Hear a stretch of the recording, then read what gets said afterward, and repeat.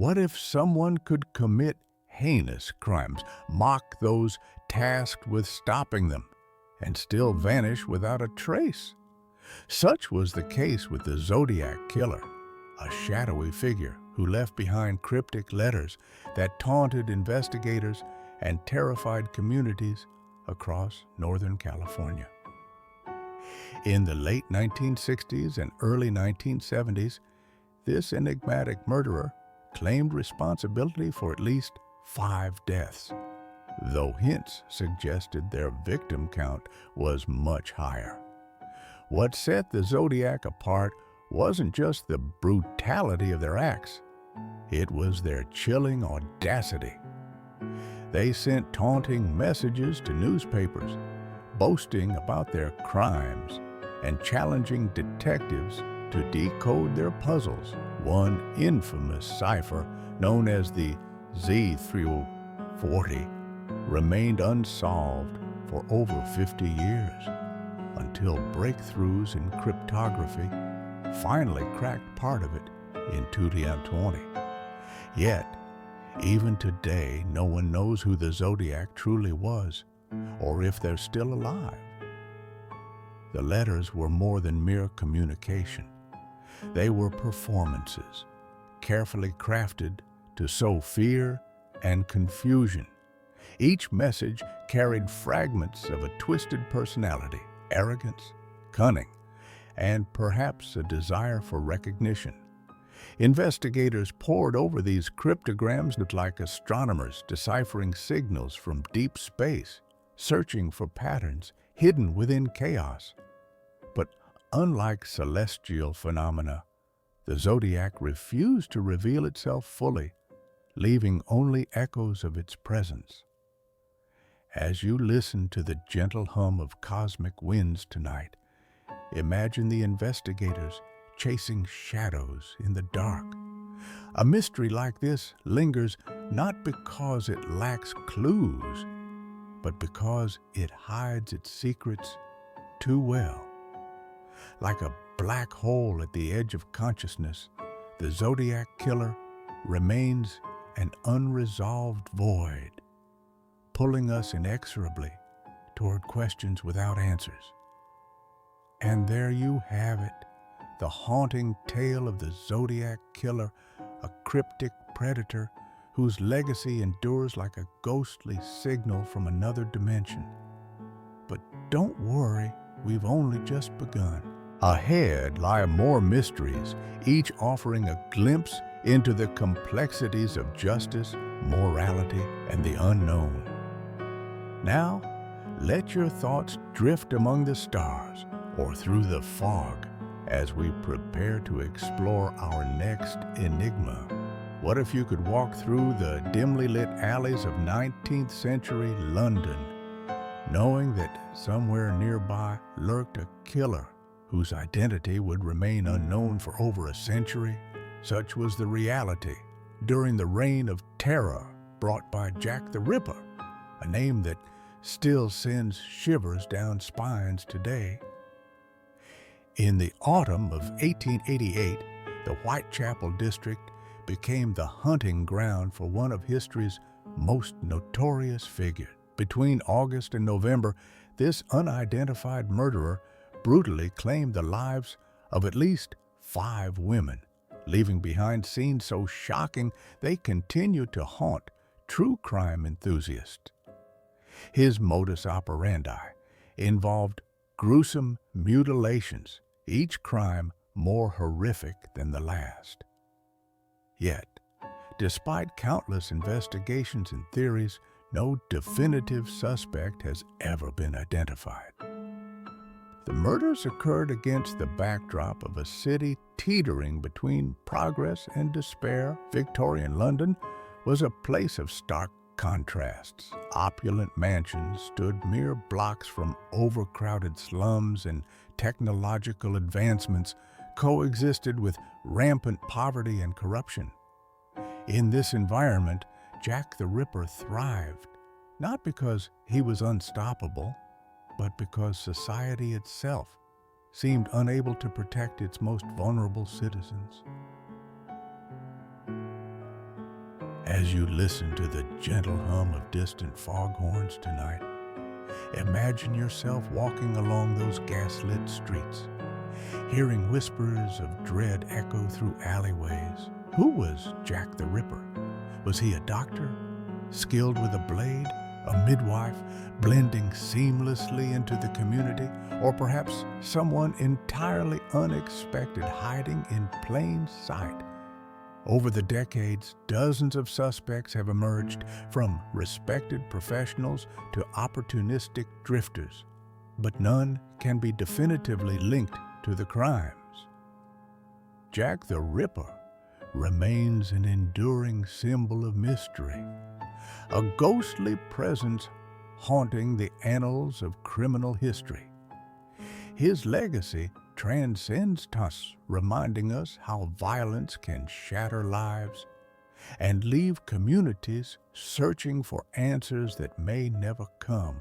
Perhaps it's fitting that he vanished as suddenly as he appeared, leaving only questions behind. And there you have it, the chilling tale of Jack the Ripper, a figure whose anonymity has become as infamous as his deeds. But don't worry, we've only just begun. Ahead lie more mysteries, each offering a glimpse into the complexities of justice, morality, and the unknown. Now, let your thoughts drift among the stars or through the fog as we prepare to explore our next enigma. Till Hollywood dreams can turn into nightmares, and no story illustrates this better than the horrifying death of Elizabeth Short, forever remembered as the Black Dahlia. Her tragic end became a symbol of both ambition and brutality in post-war America. In January 7, the body of 22-year-old Elizabeth Short was discovered in a vacant lot in Los Angeles, severed cleanly in half and posed in a macabre manner. Dubbed the Black Dahlia by the press, her case became one of the most sensationalized murders in American history. Elizabeth had dreams of becoming a star, but instead, she became a tragic icon.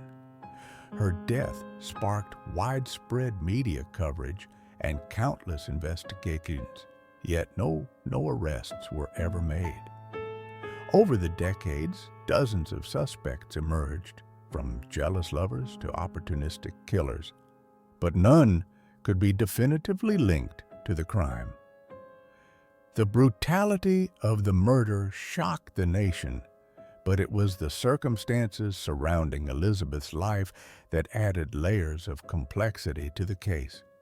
She was a young woman trying to make her way in a city known for both glamour and grit. Her story was one of resilience amid hardship. She moved from place to place, relying on the kindness of strangers, always chasing the dream of something better. Yet her vulnerability also made her a target. Someone saw her as disposable, someone who could vanish without consequence. As you listen to the gentle hum of distant footsteps tonight, think about Elizabeth's story, a life cut tragically short, frozen in time like a photograph left unfinished. What drives someone to commit such an act? Was it jealousy, obsession, or something darker still? The Black Dahlia case serves as a stark reminder of how violence can shatter lives and leave communities searching for answers that may never come. Like a ghostly presence haunting the annals of criminal history, her name remains etched into our collective memory, not just as a victim, but as a symbol of the fragility of human aspiration. And there you have it, the haunting pull of the Black Dahlia, a mystery that continues to echo through the corridors of time. But don't worry, we've only just begun.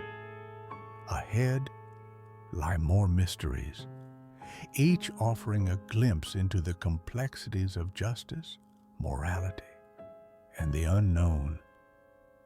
Now, let your thoughts drift among the stars or through the fog as we prepare to explore our next enigma.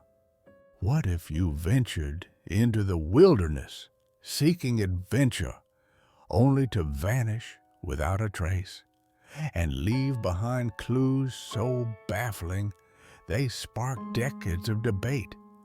Such was the fate of 9 young hikers who set out on an expedition in January 1950, never to return alive. On February 2nd of that year, search teams discovered the group's abandoned tent atop Kholat Shakal, a mountain in the northern Urals. What they found defied logic. The tent had been cut open from the inside, as if its occupants fled in panic. Footprints led away from the campsite into the freezing night, some barefoot, others wearing only socks. Yet these tracks disappeared after about half a mile, swallowed by the snow. Over the following weeks, all 9 bodies were recovered, but not before revealing a series of chilling anomalies. The first 5 victims showed signs of hypothermia, their deaths attributed to exposure. But then came the others, 2 with severe skull fractures, one missing her tongue, another with massive chest injuries akin to being struck by a car. Stranger still, no external wounds could explain the trauma. It was as though immense pressure had crushed them internally, and yet, despite evidence of violent struggle, there were no signs of conflict at the scene, no human attackers, no animal attacks, nothing. As you listen to the gentle hum of the wind tonight, imagine standing on that desolate slope, staring at the remnants of a tragedy shrouded in cold silence. Why did the hikers flee their shelter in such haste? What force could inflict fatal injuries without leaving marks? Could it have been an avalanche or something far less earthly? Some theories suggest military testing gone awry, while others propose paranormal phenomena like infrasound or extraterrestrial encounters. Even today, no consensus exists, leaving the Dyatlov Pass Incident suspended between fact and folklore. And there you have it, the haunting pet of the Dyatlov Pass Incident, a mystery buried beneath layers of ice and speculation. But don't worry, we've only just begun. Ahead lie more mysteries, each offering a glimpse into the complexities of life, death, and the unknown. Now, let your thoughts drift among the stars or through the snow as we prepare to explore our next enigma. Our next mystery takes us to the skies and seas of the Pacific Ocean, where one of history's most iconic figures vanished without a trace. It's the story of the disappearance of Amelia Earhart. Did she crash or was she taken? Let's begin. What if one of the most celebrated pioneers of aviation simply vanished into thin air or water? Such was the fate of Amelia Earhart, whose ambitious attempt to circumnavigate the globe ended in one of history's greatest unsolved mysteries. On July 2, 1937, Amelia Earhart and her navigator Fred Noonan disappeared over the Pacific Ocean while flying from Lae, New Guinea to Howland Island, a tiny speck of land in the vast expanse of the Pacific. Despite an extensive search and rescue operation led by the U.S. Coast Guard, no definitive trace of the Lockheed Electra aircraft or its crew was ever found. For decades, theories have swirled around what truly happened to Earhart and Noonan. Did they crash into the ocean and perish? Were they taken captive by foreign forces, or did they survive as castaways on a remote island?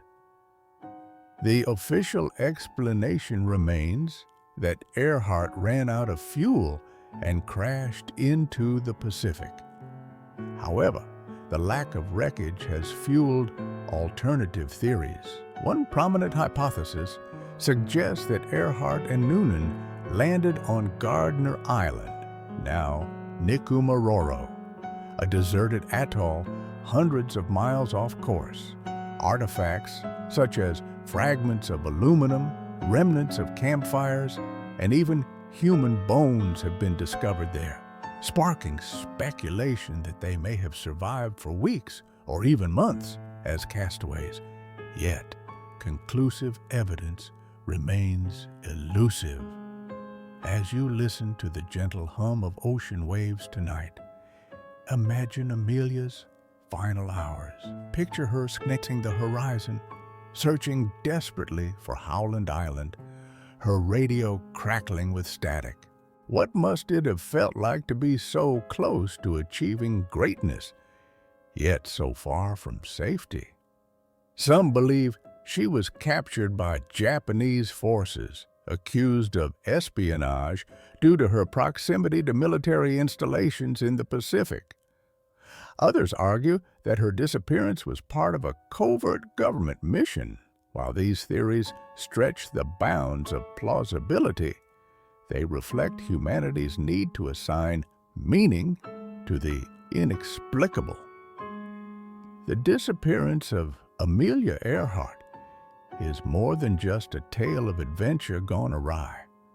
It's a testament to the enduring allure of exploration and the risks inherent in pushing boundaries. Her legacy lives on not only through her groundbreaking achievements, but also through the questions left behind. Perhaps her ultimate destination will remain forever shrouded in mystery, a reminder that some answers lie just beyond our reach. And there you have it, the haunting tale of Amelia Earhart, a woman who dared to defy limits and whose disappearance continues to spark wonder and debate. But don't worry, we've only just begun. Ahead lie more mysteries, each offering a glimpse into the complexities of life, loss, and the unknown. Now, let your thoughts drift among the stars or across the waves as we prepare to explore our next enigma. Our next mystery takes us to an isolated farm in Bavaria, Germany, where tragedy struck without warning. It's the story of the Hinterkaifeck Murders, a German family slain on their isolated farm. What if you lived in a remote farmhouse, miles from the nearest neighbor, and one day something sinister crept into your home? Such was the fate of the Gruber family, whose lives ended in unspeakable violence on their isolated farm in Hinterkaifeck, Germany. On March 31st, 1922, the bodies of Andreas Gruber, his wife Cecilia, their daughter Victoria, her two children, little Gazelia and Joseph, and their maid Maria Baumgartner, were discovered inside their home. Each had been brutally murdered with what appeared to be a mattock, a tool similar to a pickaxe. What made this case especially chilling was the series of strange events leading up to the murders. Days before the attack, Andreas claimed to have found a newspaper that didn't belong to anyone in the household. Footsteps were heard in the attic, though no one else was supposed to be there. And then, eerily, the family dog disappeared shortly before the killings. The murders themselves seemed almost ritualistic.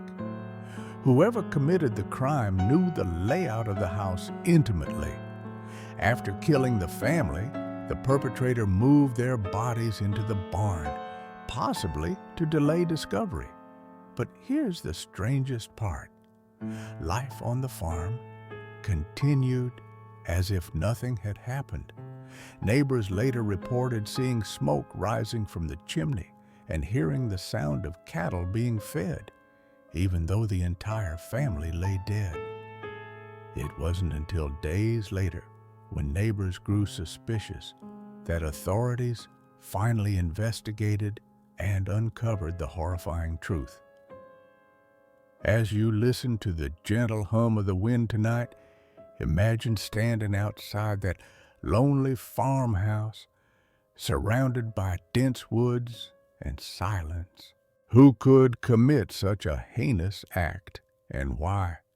Was it a robbery gone wrong, a personal vendetta, or perhaps someone seeking refuge who turned violent?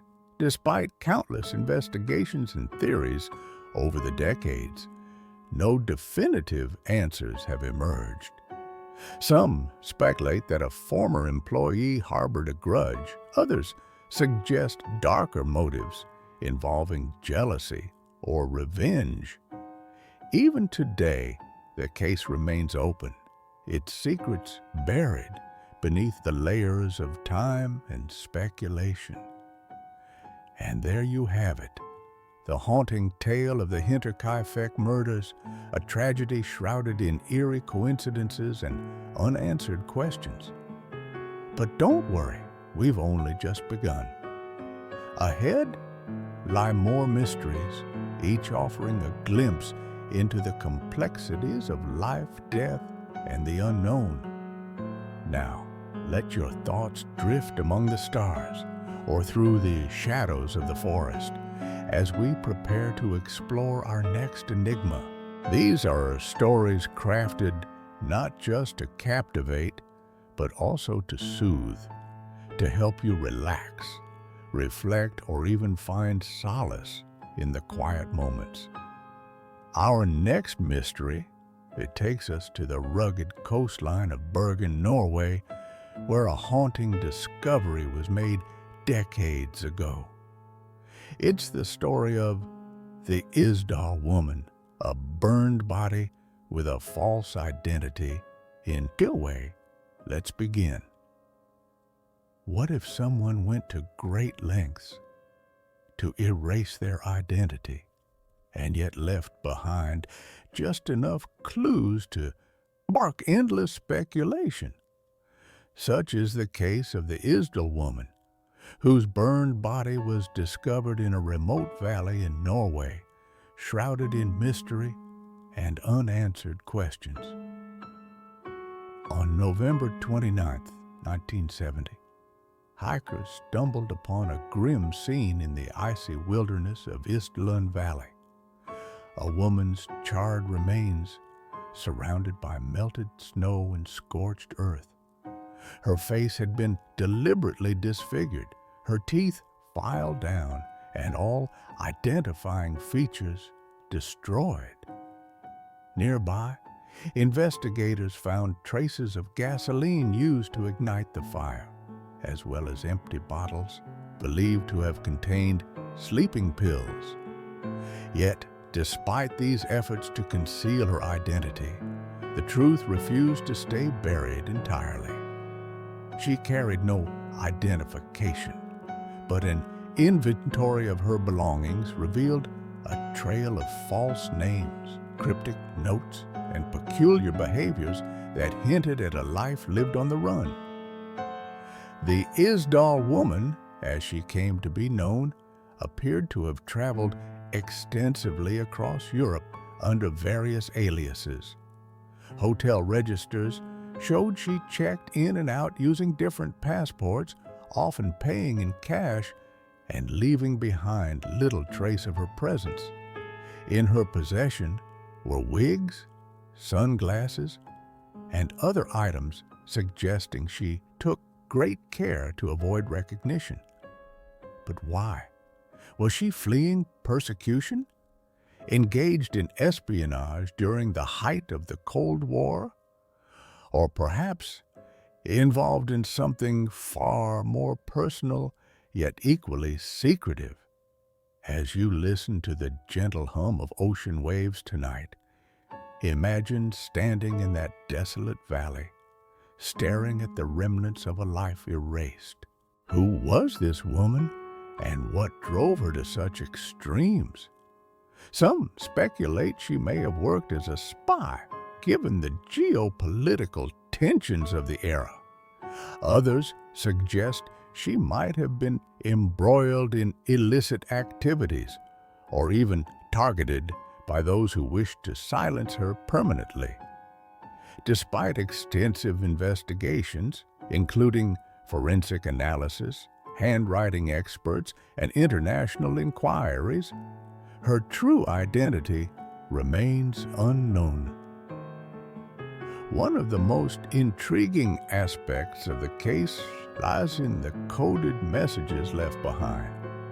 Among her possessions were notebooks filled with seemingly nonsensical writing, possibly encrypted texts meant to communicate secrets to others or perhaps herself.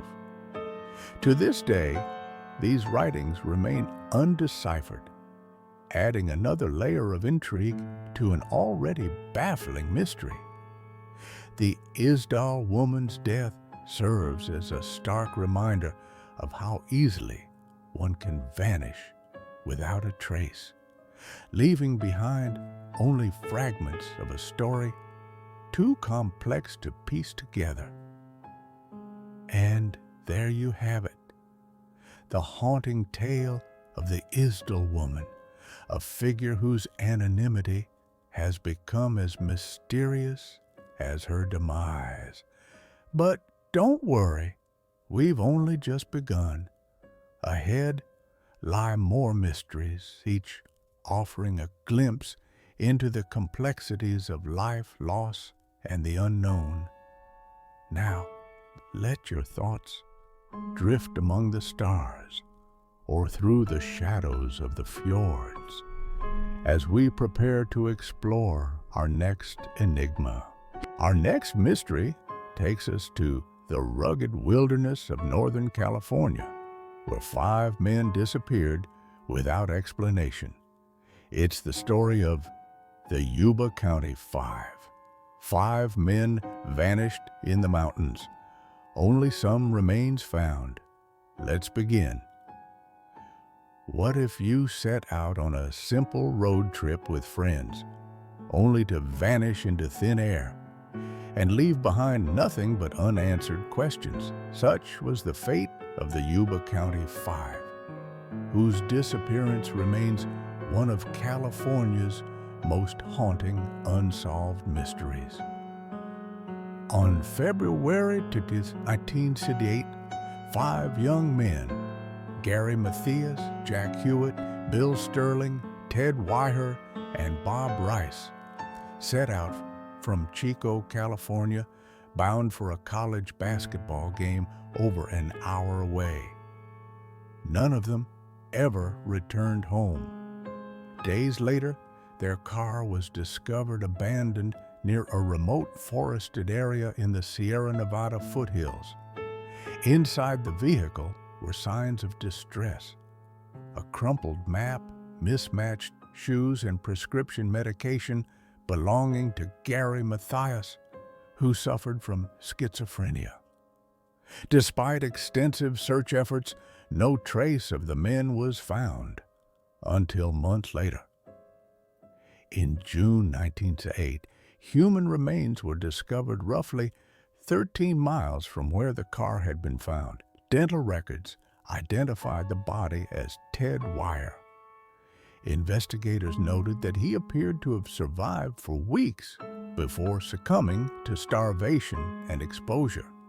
Nearby, they found evidence suggesting he had taken shelter in an abandoned trailer, surrounded by melted candles, empty food containers, and his own possessions. Yet, despite these clues, there was no sign of the other 4 men, or any clear explanation for why they had split up or what happened to them. As you listen to the gentle hum of the wind tonight, imagine standing in that desolate wilderness, staring at the remnants of a tragedy shrouded in silence. What drove these men so far off course? Did they become lost in the darkness? Was their decision-making impaired by panic, illness, or some unseen force? Some speculate that Gary Mathias's mental health condition may have played a role, while others point to reports of strange lights seen in the sky that night, a possible UFO encounter. Even today, no definitive answers exist, leaving the Yuba County Five suspended between fact and folklore. The case raises profound questions about survival, friendship, and the fragility of life. How could 5 men, all reportedly healthy and resourceful, fail to make it out of the woods alive? Why did Ted survive longer than the others, only to die alone in such desperate circumstances? And what became of the rest of the group? Their disappearance serves as a stark reminder of how quickly order can dissolve into chaos, and how unforgiving nature can be when humanity falters. And there you have it, the haunting tale of the Yuba County Five, a mystery buried beneath layers of speculation and sorrow. But don't worry, we've only just begun. Ahead lie more mysteries, each offering a glimpse into the complexities of life, death, and the unknown. Now, let your thoughts drift among the stars or through the shadows of the forest as we prepare to explore our next enigma. What if a child could vanish without a trace, leaving behind only silence and a single cardboard box? Such was the heartbreaking case of the boy in the box, a tragedy that has haunted Philadelphia since 1957 and remains unsolved to this day. On February 25, 1957, a young boy's naked body was discovered inside a large JCPenney bassinet box discarded in a wooded area near Susquehanna Road in Fox Chase, Philadelphia. He was malnourished, bruised, and wrapped in a blanket. His hair had been crudely cut, perhaps as part of an attempt to conceal his identity. Despite extensive investigations, no one came forward to claim him or identify who he was. To this day, he is known simply as the boy in the box. The circumstances surrounding his death were as tragic as they were baffling. Investigators determined that the boy had likely suffered prolonged neglect and abuse before his untimely demise. Yet, despite decades of efforts, including public appeals, forensic testing, and countless leads, his true identity remains unknown. Over the years, theories have emerged. Was he a foster child whose records were lost, a victim of trafficking, or perhaps someone abducted from another state entirely? Each possibility adds layers of sorrow to an already devastating case. As you listen to the gentle hum of the wind tonight, imagine standing beside that lonely stretch of road, staring at the makeshift coffin left among the trees. Who was this boy? And why did no one pick up for him? Some believe his family feared retribution.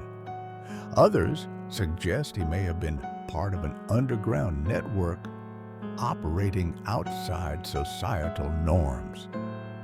What we do know is that his death struck a chord across the nation. Dubbed America's unknown child, his story became a symbol of innocence lost and a reminder of how easily vulnerable lives can slip through the cracks. One particularly poignant detail about the case lies in its humanity. In 1998, a headstone was placed at Ivy Hill Cemetery, paid for by a local union. It reads, "The boy in the box, born unknown, died February 19th. For many, this simple act of remembrance serves as a testament to the compassion people feel for a child whose life ended far too soon. Though his name remains unknown, his memory endures, a silent plea for justice and understanding." And there you have it, the haunting tale of the boy in the box, a mystery that continues to resonate deeply within our collective consciousness. But don't worry, we've only just begun. Ahead lie more mysteries, each offering a glimpse into the complexities of life loss and the unknown. Now, let your thoughts drift among the stars or through the shadows of the forest as we prepare to explore our next enigma. Our next mystery takes us to Fayetteville, West Virginia, where a family tragedy unfolded one fateful Christmas Eve. It's the story of the Sodder children disappearance. 5 children vanished after a house fire. Let's begin. What if a devastating house fire claimed your home, but left behind more questions than answers? Such was the case for the Sodder family, whose lives were forever changed when 5 of their children vanished without explanation after a blaze destroyed their home on Christmas Eve. On that cold winter night, the Sodder family gathered to celebrate the holiday in their cozy home. A fire broke out shortly after midnight, consuming the house in flames. George and Jenny Sodder, along with 4 of their children, managed to escape. But as dawn broke, they realized something was terribly wrong. 5 of their children, Maurice, 14, Martha, 12, Louis, 9, Jenny, 8, and Betty, 5, were nowhere to be found. Despite frantic searches through the charred remains of the house, no bodies were recovered. The official explanation was that the intense heat had cremated them entirely, but inconsistencies in the evidence soon cast doubt on this conclusion. The morning after the fire, the Sodders noticed strange details that didn't add up. A ladder kept near the house was missing from its usual spot, despite being needed during the chaos. Electrical wires leading to the house appeared cut, though investigators dismissed it as storm damage. And then there was the mysterious phone call received earlier that month, a woman warning Mrs. Sodder to get out of the house because it would burn down on Christmas Eve. At the time, they thought little of it, chalking it up to a prank. Now, it seemed eerily prescient. As you listen to the gentle hum of the crackling fire tonight, imagine standing outside that smoldering ruin, staring at what was once a happy home. What happened to those 5 children? Some believe they perished in the fire, their remains lost to the inferno. Others suggest darker possibilities: kidnapping, foul play, or even a cover-up tied to organized crime. Over the years, cryptic clues emerged: an alleged sighting of the children at a bus station, a photograph mailed to the family years later featuring a young man resembling Louis, and reports of strangers asking about the Sodders. Yet none of these leads provided closure. One particularly haunting detail came nearly a decade later, when the Sodders received a ransom note claiming the children were alive and well in South America. The letter demanded $5,000 for information, but warned against contacting authorities. Though the Sodders followed the instructions, nothing came of it. To this day, the fate of the Sodder children remains unknown, a puzzle wrapped in grief, suspicion, and unanswered prayers. And there you have it, the haunting tale of the Sodder children, a disappearance steeped in tragedy and uncertainty. But don't worry, we've only just begun. Ahead lie more mysteries, each offering a glimpse into the complexities of life, loss, and the unknown. Now, let your thoughts drift among the stars or through the shadows of memory as we prepare to explore our next enigma. What if you woke up one morning to discover a stranger lying lifeless on a beach, carrying no identification, and yet hiding a clue so mysterious it would baffle investigators for decades? Such was the case of the unknown man found on Somerton Beach in December 19th, a puzzle wrapped in riddles still unsolved to this day. On December 1st, 1948, a well-dressed man in his mid-40s was discovered slumped against a seawall at Somerton Beach near Adelaide, South Australia. At first glance, there were no signs of violence. He appeared to have died naturally. Yet something about the scene felt off. His clothing bore no labels, all tags removed as though deliberately concealing his identity. He carried no wallet, no papers, nothing to suggest who he might be. In his fob pocket, however, police found a scrap of paper torn from a rare Persian book of poetry. On it were two words, Tamam Shud, meaning ended or finished. The phrase came from a collection of poems called the Rubaiyat of Omar Khayyam, which led investigators down an increasingly bizarre path. They traced the fragment back to a copy of the book owned by a local resident, only to find more peculiarities inside its pages. Written in tiny handwriting was a series of seemingly random letters, possibly a code, that has never been deciphered. Beneath the scribbles was a phone number linked to a woman living nearby, who claimed she knew nothing of the deceased, but admitted to owning a copy of the Rubaiyat. Her involvement remains unclear, shrouded in secrecy and speculation. As you listen to the gentle hum of ocean waves tonight, imagine standing on that lonely stretch of beach, staring at the body of a man whose story refuses to resolve itself. Who was he? Why did he die? And what secrets lie hidden within those undeciphered lines? Some believe he may have been a spy operating during the tense early years of the Cold War. Others think he fell victim to personal tragedy or foul play. Despite countless efforts, including forensic analysis, public appeals, and international inquiries, the truth eludes us. One particularly haunting detail emerged years later.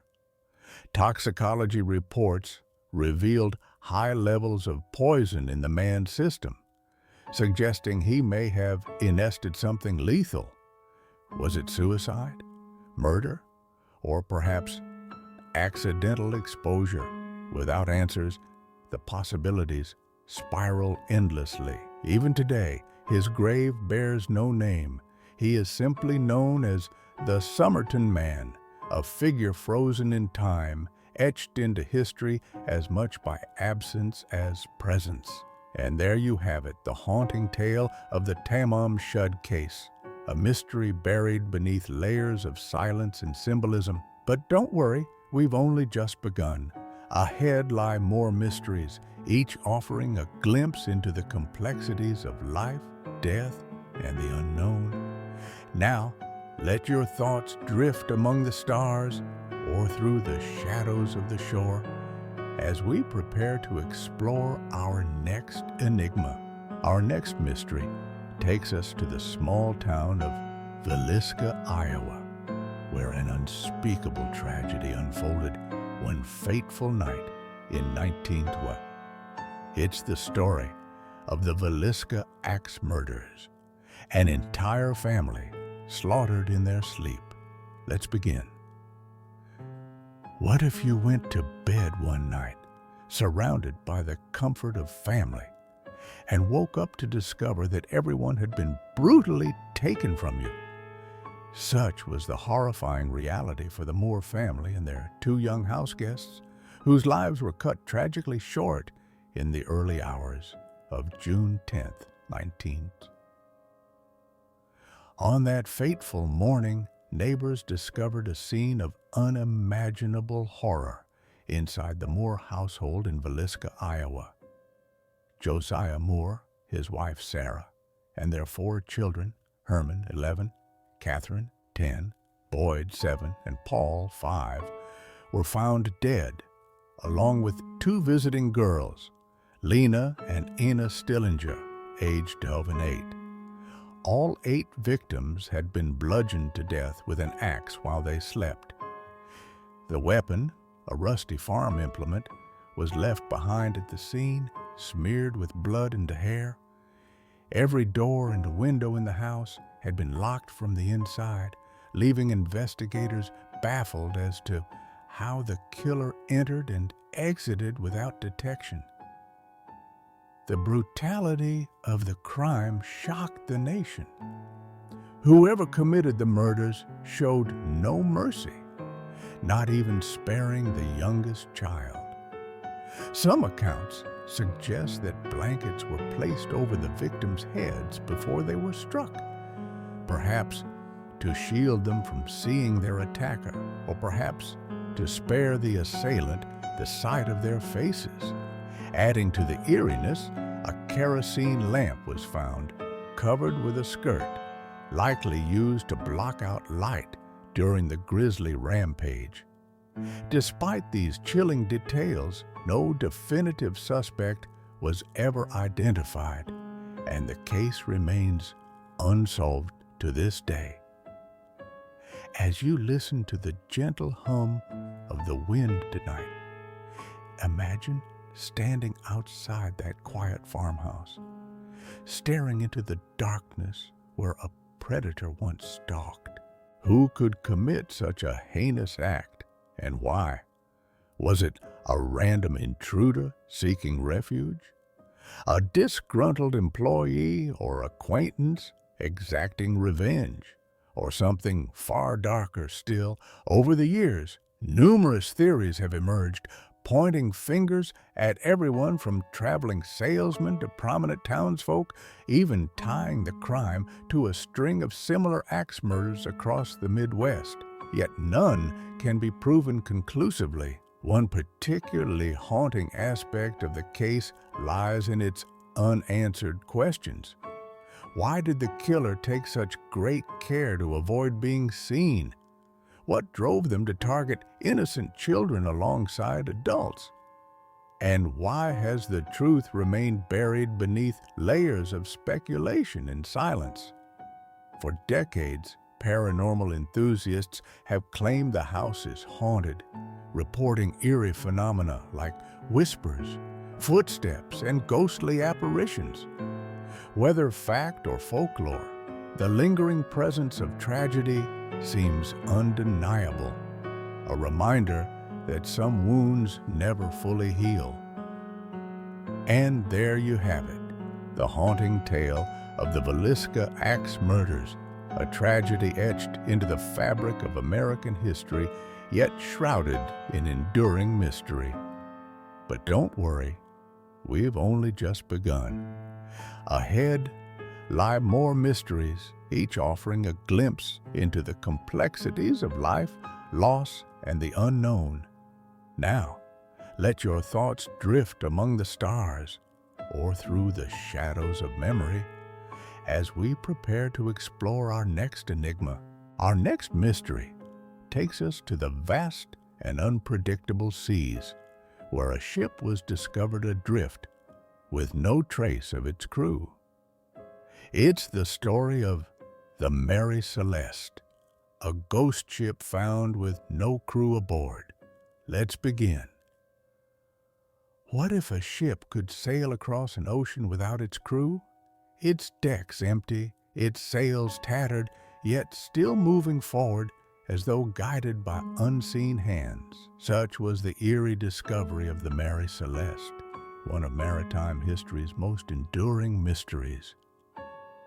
On December 4th, 1872, the Canadian brigantine Dei Gratia stumbled upon a peculiar sight in the Atlantic Ocean. A merchant ship drifting aimlessly about 400 miles east of the Azores. It was the Mary Celeste, a vessel last seen leaving New York City weeks earlier, bound for Genoa, Italy. When the Dei Gratia crew boarded the abandoned ship, they found it seaworthy but deserted. The lifeboat was missing, personal belongings were scattered, and the cargo hold contained barrels of alcohol.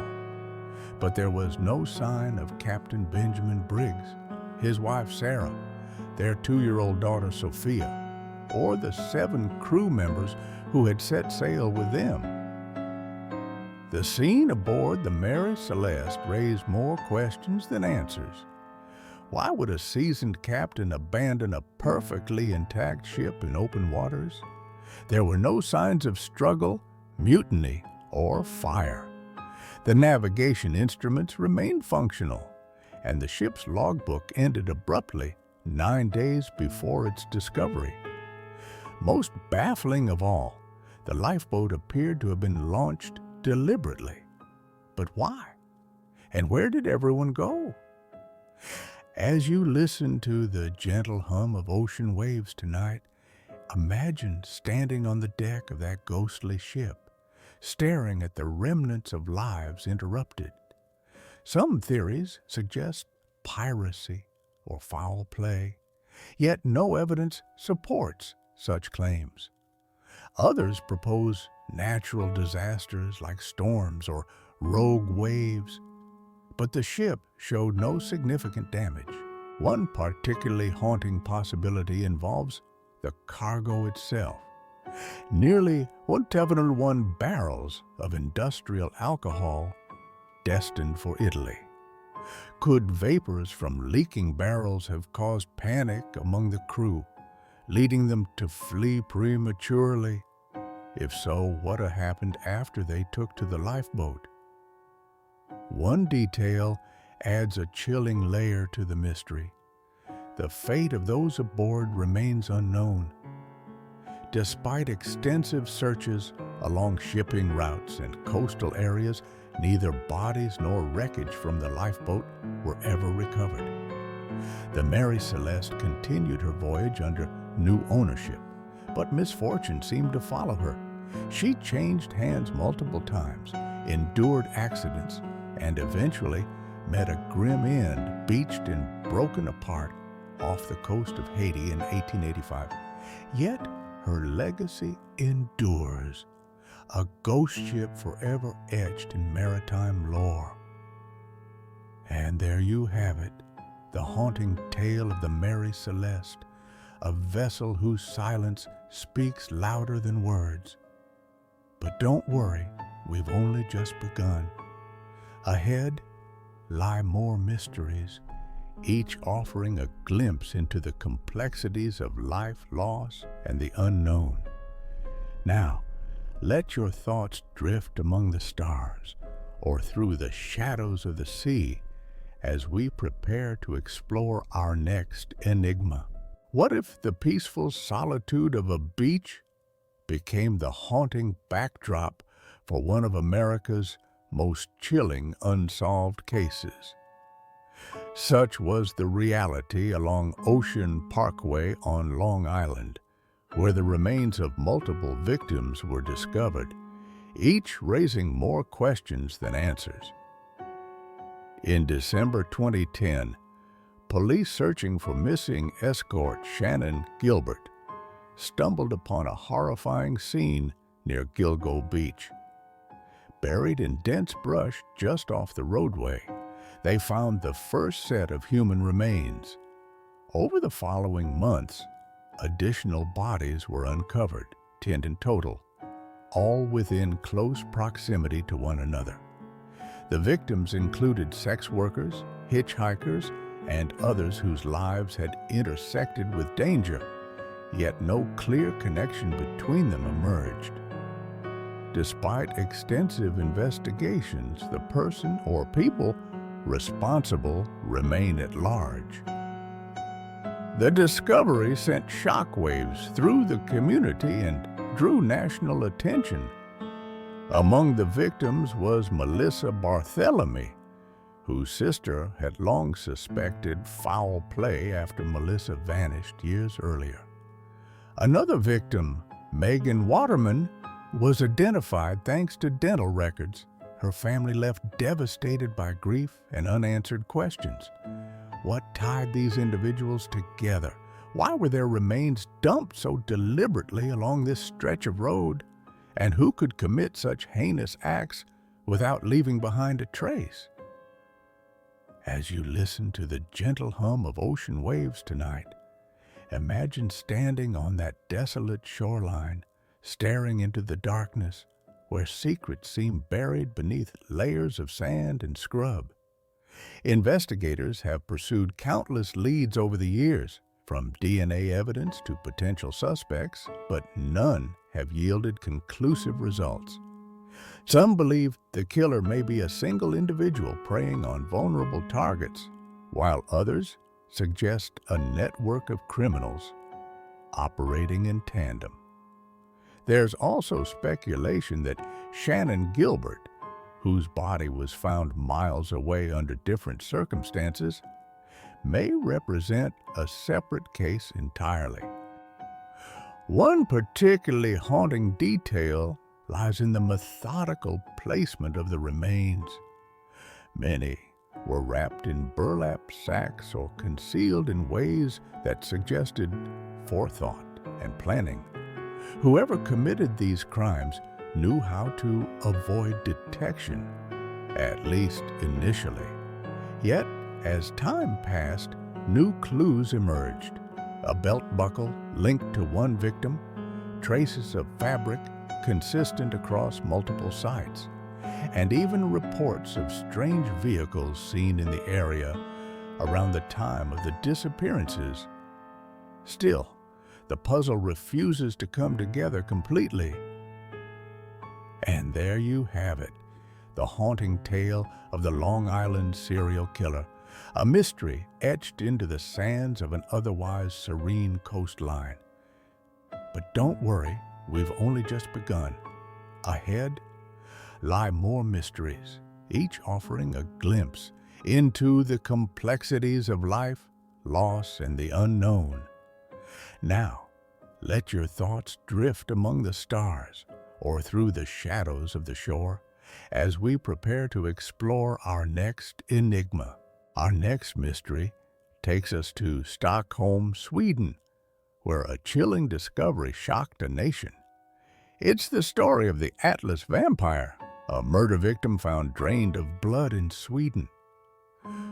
What if a crime scene read like something out of a Gothic novel? A victim found lifeless, their blood mysteriously drained from their body. Such was the eerie case of the Atlas vampire, a murder so bizarre it blurred the line between reality and legend. On October 4th, 1932, the body of 32-year-old Lily Lindestrom was discovered in her apartment in Atlas, a working-class district of Stockholm. She had been bludgeoned to death with an unknown object, and investigators noted a macabre detail. Her skull showed signs of trauma, but more disturbingly, her body appeared to have been partially drained of blood. Adding to the strangeness, a sieve, an ordinary kitchen tool, was found at the scene, leading some to speculate it may have been used in the attack. Despite these peculiarities, no clear motive emerged, and no suspects were ever identified.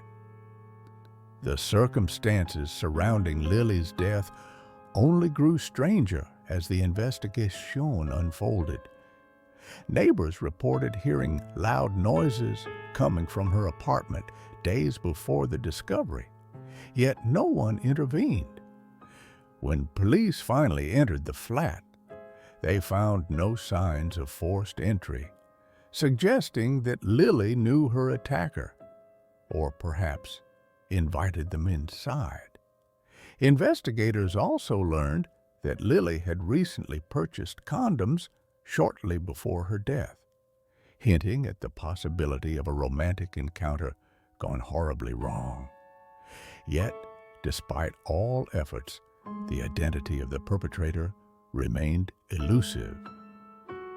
As you listen to the gentle hum of the wind tonight, imagine standing outside that lonely apartment building, staring at the windows behind which a life ended so violently. Who could commit such a heinous act, and why?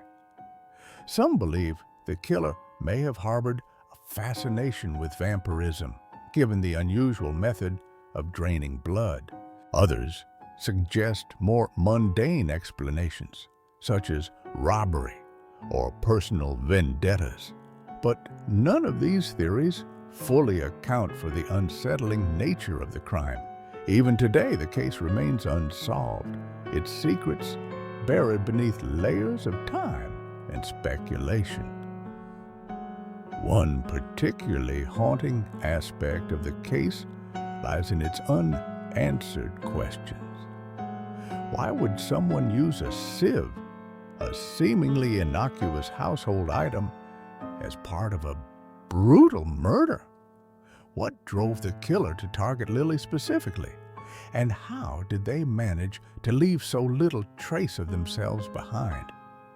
Over the decades, the story of the Atlas vampire has taken on a life of its own, inspiring books, documentaries, and even comparisons to fictional tales of vampires. While modern forensic techniques might shed light on the mystery today, the lack of evidence from the era leaves us with only fragments of a puzzle too complex to piece together. And there you have it, the haunting tale of the Atlas vampire, a mystery steeped in both horror and humanity. But don't worry, we've only just begun.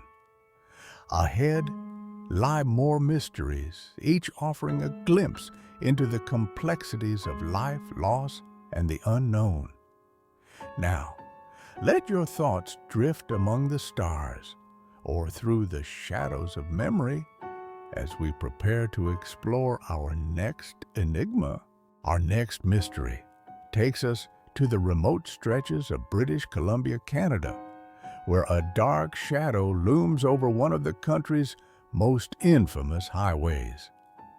It's the story of the Highway of Tears, dozens of women missing along Canada's route. What if a road could become synonymous with tragedy, a place where countless lives vanished without explanation? Such is the haunting legacy of Canada's Highway King, known as the Highway of Tears, where dozens of women have gone missing or been found murdered along its desolate stretches. Stretching over 700 kilometers, 435 miles, between Prince George and Prince Rupert in British Columbia, this rural highway has earned its grim nickname due to the alarming number of disappearances and deaths reported since the 1970s. At least 18 young women and girls, many indigenous, are officially recognized as victims of foul play, though advocates argue the true toll may be far higher. Their stories share eerie similarities. Hitchhiking along the lonely route, last seen near gas stations, rest stops, or isolated roadside pullouts, Yet despite decades of investigations, justice remains elusive for most. The first recorded disappearance dates back to 1980 when 19-year-old Gloria Moody vanished after attending a Halloween party. Her body was discovered the following day, beaten and abandoned in a ditch. Since then, the list of names has grown longer each year. Colleen McMillan, Ramona Wilson, Tamara Chipman, and many others whose fates remain unknown. For their families, the pain of uncertainty compounds the grief. They don't know whether their loved ones are alive or dead, nor who might be responsible. As you listen to the gentle hum of the wind tonight, imagine standing beside that endless ribbon of asphalt, flanked by dense forests and vast wilderness. Who or what is behind these disappearances? Some believe serial killers may have targeted vulnerable travelers, preying on those who had no choice but to hitchhike in areas lacking public transportation.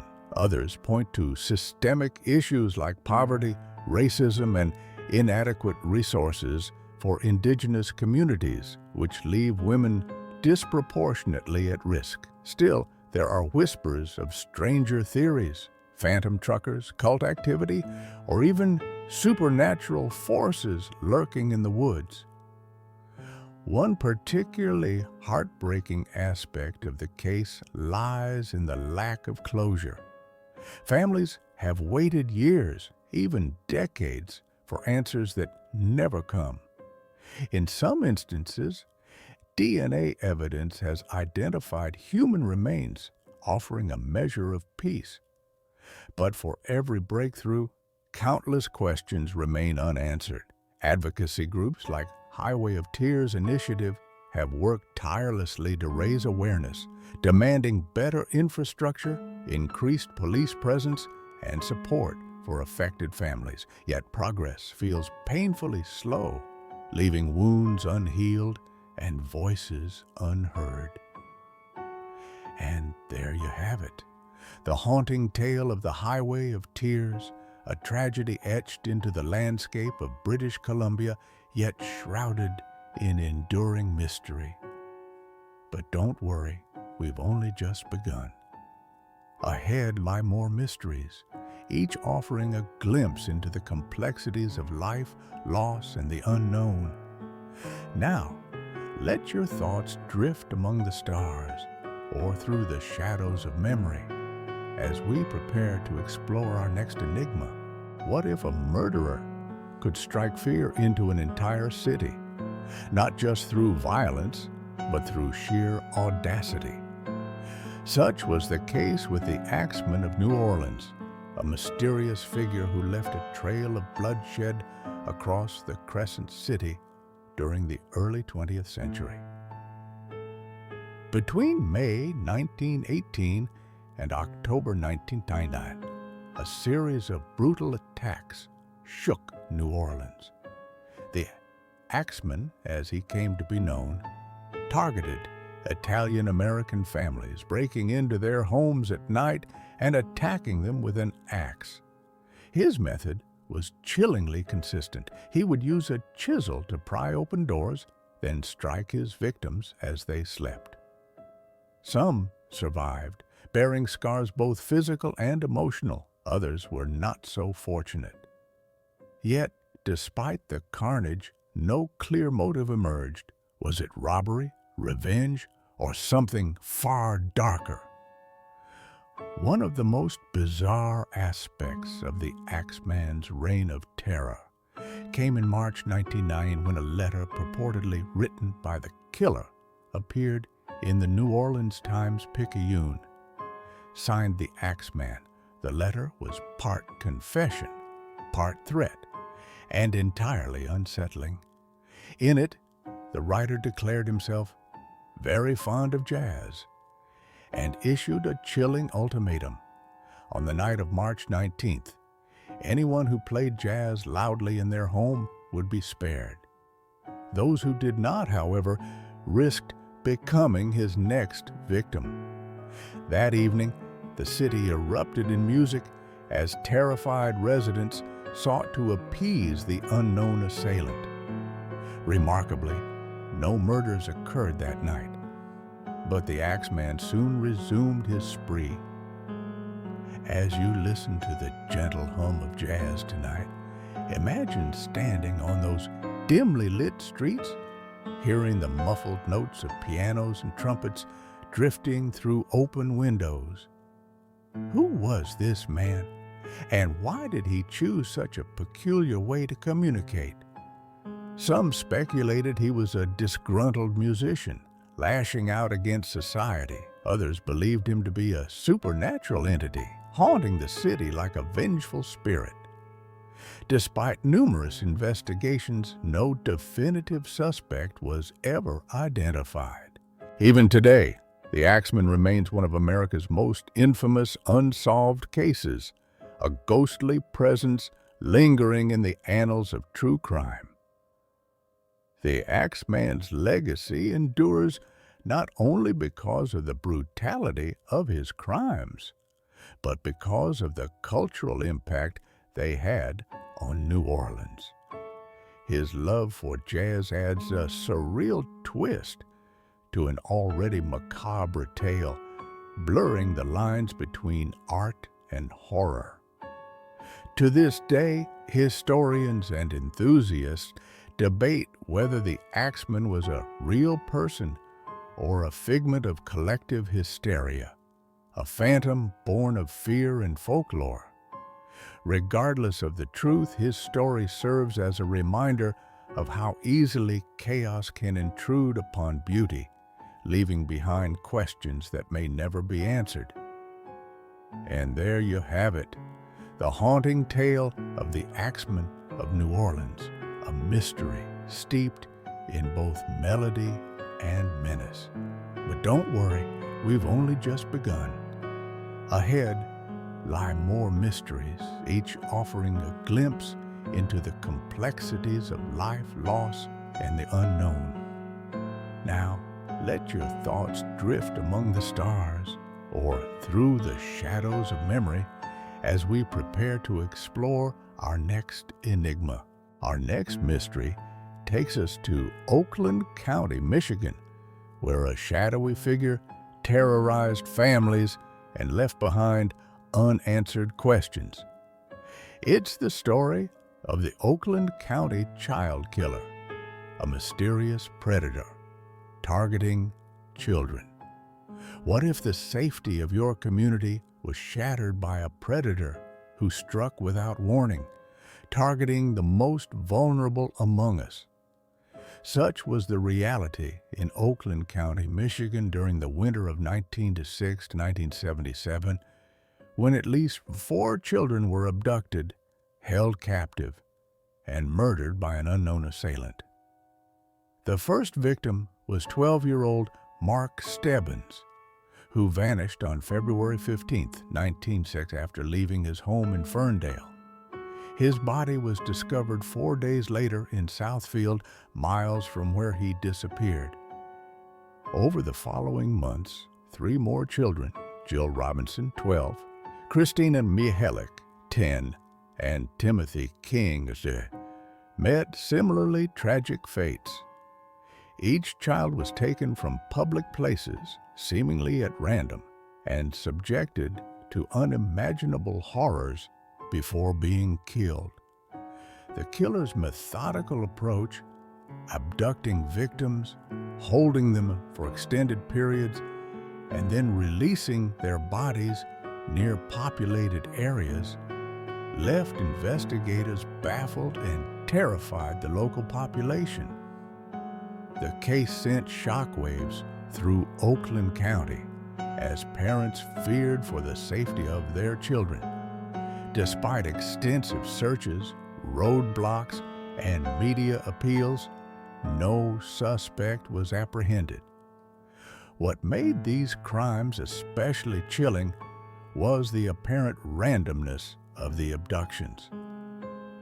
Jill Robinson disappeared after running away from home during a family argument.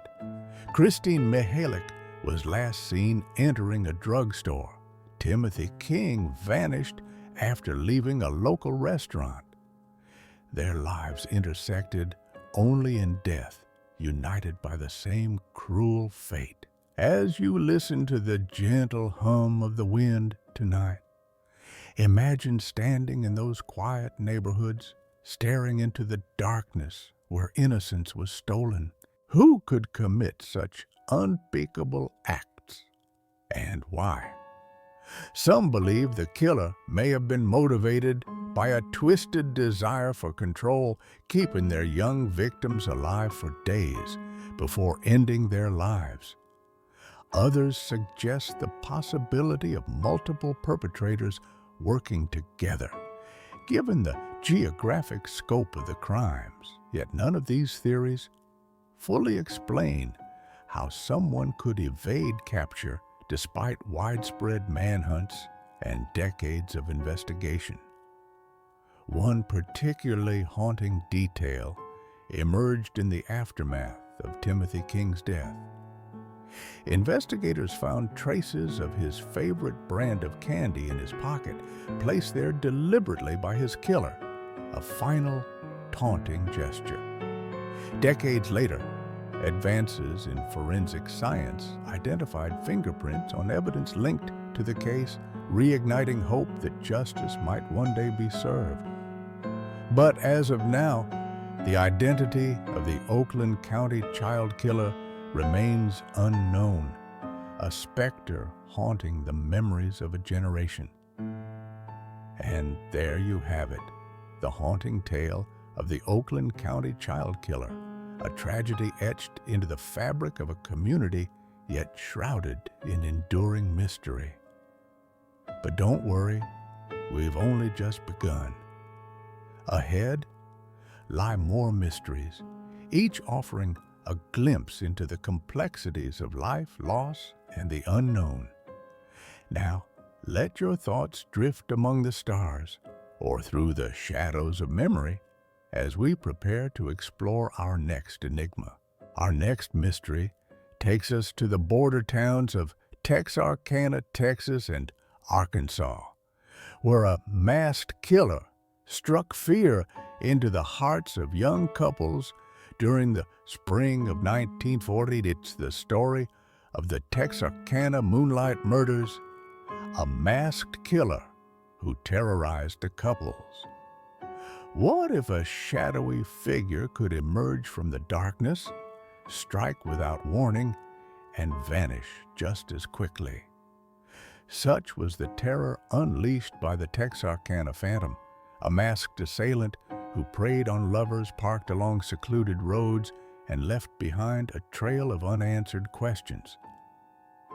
In the early months of 1940s, the small twin cities of Texarkana were gripped by fear as 5 attacks occurred within weeks, leaving 2 couples dead and another critically injured.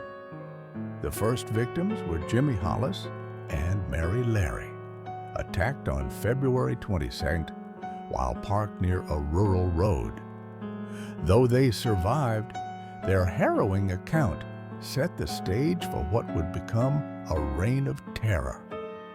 Less than a month later, on March 24th, Richard Griffin and Eilean Mor were found shot to death in their car, parked in a remote lover's lane. Panic spread like wildfire. The killer's modus operandi was chillingly consistent. He targeted young couples parked in isolated areas, often wearing a mask to conceal his identity. On April 14th, Paul Martin and Betty Jo Booker met the same fate as Griffin and Mor. Their bodies discovered miles apart after being brutally murdered. Survivors described hearing footsteps approaching their vehicles before gunfire erupted, a stark reminder of how vulnerable they were in the dark.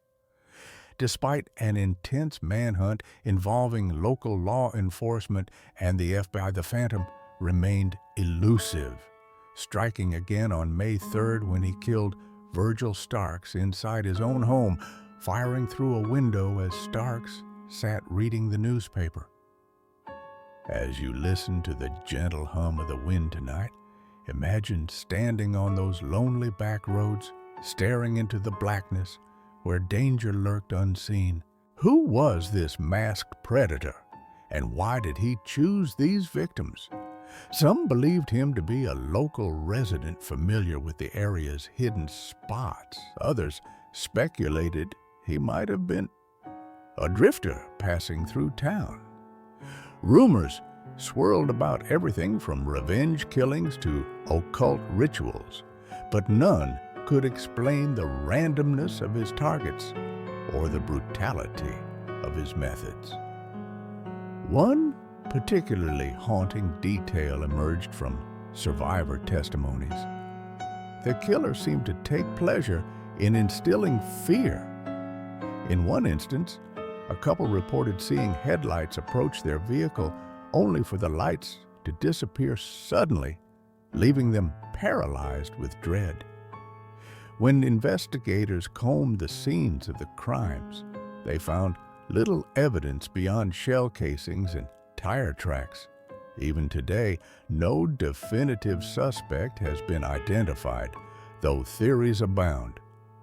One man, U.L. Swinney, was arrested and questioned extensively, but insufficient evidence linked him conclusively to the murders. He remains the primary suspect, though doubts persist. And there you have it, the haunting tale of the Texarkana Moonlight Murders, a series of crimes that scarred a community and remain unsolved to this day. But don't worry, we've only just begun. Ahead lie more mysteries, each offering a glimpse into the complexities of life, loss, and the unknown.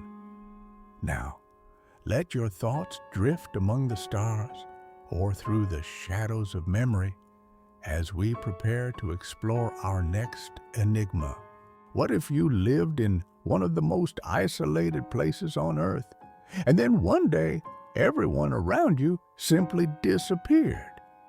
Such was the eerie fate of the Eilean Mor Lighthouse Keepers, whose sudden vanishing remains one of Scotland's greatest maritime mysteries. On December 1900, a routine supply ship approached the tiny Flannan Isles off the northwest coast of Scotland to deliver provisions to the Eilean Mor Lighthouse. When no one greeted them at the dock, the crew grew uneasy. Climbing the steep path to the lighthouse, they found an unsettling scene. The door ajar, the beds unmade, and all three keepers, James Ducat, Thomas Marshall, and Donald MacArthur, nowhere to be found. Despite extensive searches, no trace of the men was ever discovered. Their disappearance has puzzled investigators and inspired countless theories ever since. The conditions surrounding their vanishing were as baffling as they were chilling. Inside the lighthouse, everything appeared normal, except for a few peculiar details. A chair had been overturned in the kitchen, and a set of oilskins, waterproof gear essential for survival in the harsh Atlantic weather, was missing. The clock in the main room had stopped at 1:30, though it wasn't clear whether this indicated the time of the incident or simply neglect. Most disturbingly, the logbook revealed entries made up until December 13th, describing worsening storms, but ending abruptly with the ominous note, "Storm ended. Sea calm. God is over all." As you listen to the gentle hum of ocean waves tonight, imagine standing on that wind-swept island, staring at the towering lighthouse perched on jagged cliffs. Where did those three men go? Some believe they were swept away by a rogue wave, a massive wall of water capable of overwhelming even experienced sailors. But why would they leave the safety of the lighthouse during such conditions? Others suggest human error or panic led them outside, only for disaster to strike. More outlandish theories propose supernatural forces, given the area's reputation for strange occurrences and legends of mythical creatures lurking in the waters. One particularly haunting detail emerged during the investigation. Damage was found near the western landing point of the island, including twisted iron railings and displaced boulders. Could this have been evidence of a violent storm powerful enough to claim lives, or was it something else entirely? Adding to the mystery, the Northern Lighthouse Board's subsequent inquiry concluded that the men likely drowned after venturing outside during a break in the weather, but without bodies or definitive proof, the truth remains elusive. And there you have it, the haunting tale of the vanishing of the Eilean Mor Lighthouse Keepers, a tragedy etched into the rugged landscape of the Scottish Isles, yet shrouded in enduring mystery. But don't worry, we've only just begun. Ahead lie more mysteries, each offering a glimpse into the complexities of life, loss, and the unknown. Now, let your thoughts drift among the stars or through the shadows of memory as we prepare to explore our next enigma. Our next mystery takes us to the serene shores of Lake Bodom in Finland, where a peaceful camping trip turned into a nightmare. It's the story of the Lake Bodom Murders, Finnish campers attacked in their tents. What if a tranquil lakeside retreat became the setting for one of the most chilling unsolved crimes in history? Such was the case at Lake Bodom, Finland, where 4 teenage campers were brutally attacked in their tents, and only one survived to tell the tale. On the night of June 5, 1960, 3 friends, Mela Ermeli Björklund Faun, Anja Tulikimäki Skit, and Seppo Antero Boisman Tuakutsit, set up camp along the picturesque shores of Lake Bodom, a popular spot for young people seeking an escape from city life. Accompanying them was Niels Wilhelm Gustafsson, 18, who would later become the sole survivor of what happened next. In the early hours of the morning, disaster struck. 3 of the campers were found dead inside their tent, victims of violent assaults involving knives and blunt objects. Mela had been stabbed repeatedly. Anja suffered severe head trauma, and Seppo lay nearby, his injuries equally devastating. Miraculously, Niels survived, though he sustained serious wounds himself. The scene was chaotic and deeply unsettling. The tent showed signs of struggle, yet no clear motive emerged. Why would someone target these innocent teenagers in such a remote location? Investigators initially suspected robbery, but nothing of value appeared to be missing. Adding to the mystery, Niels claimed to have no memory of the attack due to shock and injury, a claim that raised suspicions among authorities. Over the years, various theories surfaced, including everything from random violence to ritualistic killings. Some even speculated supernatural forces tied to local folklore surrounding Lake Bodom, which has long been associated with eerie legends. As you listen to the gentle hum of the wind tonight, imagine standing beside that still lake, staring at the now empty campsite where lives were shattered without explanation. Who or what could commit such a brutal act? In 2004, nearly 4 decades after the murders, police arrested Niels Wilhelm Gustafsson, alleging that he had orchestrated the attack out of jealousy over unrequited love. However, inconsistencies in his confession and lack of concrete evidence led many to question whether justice was truly served. Ultimately, Niels was acquitted in 2005, leaving the case unresolved once again. One particularly haunting aspect of the Lake Bodom murders lies in its enduring legacy. The tragedy continues to haunt Finnish society, inspiring books, films, and endless speculation about what really happened that fateful night.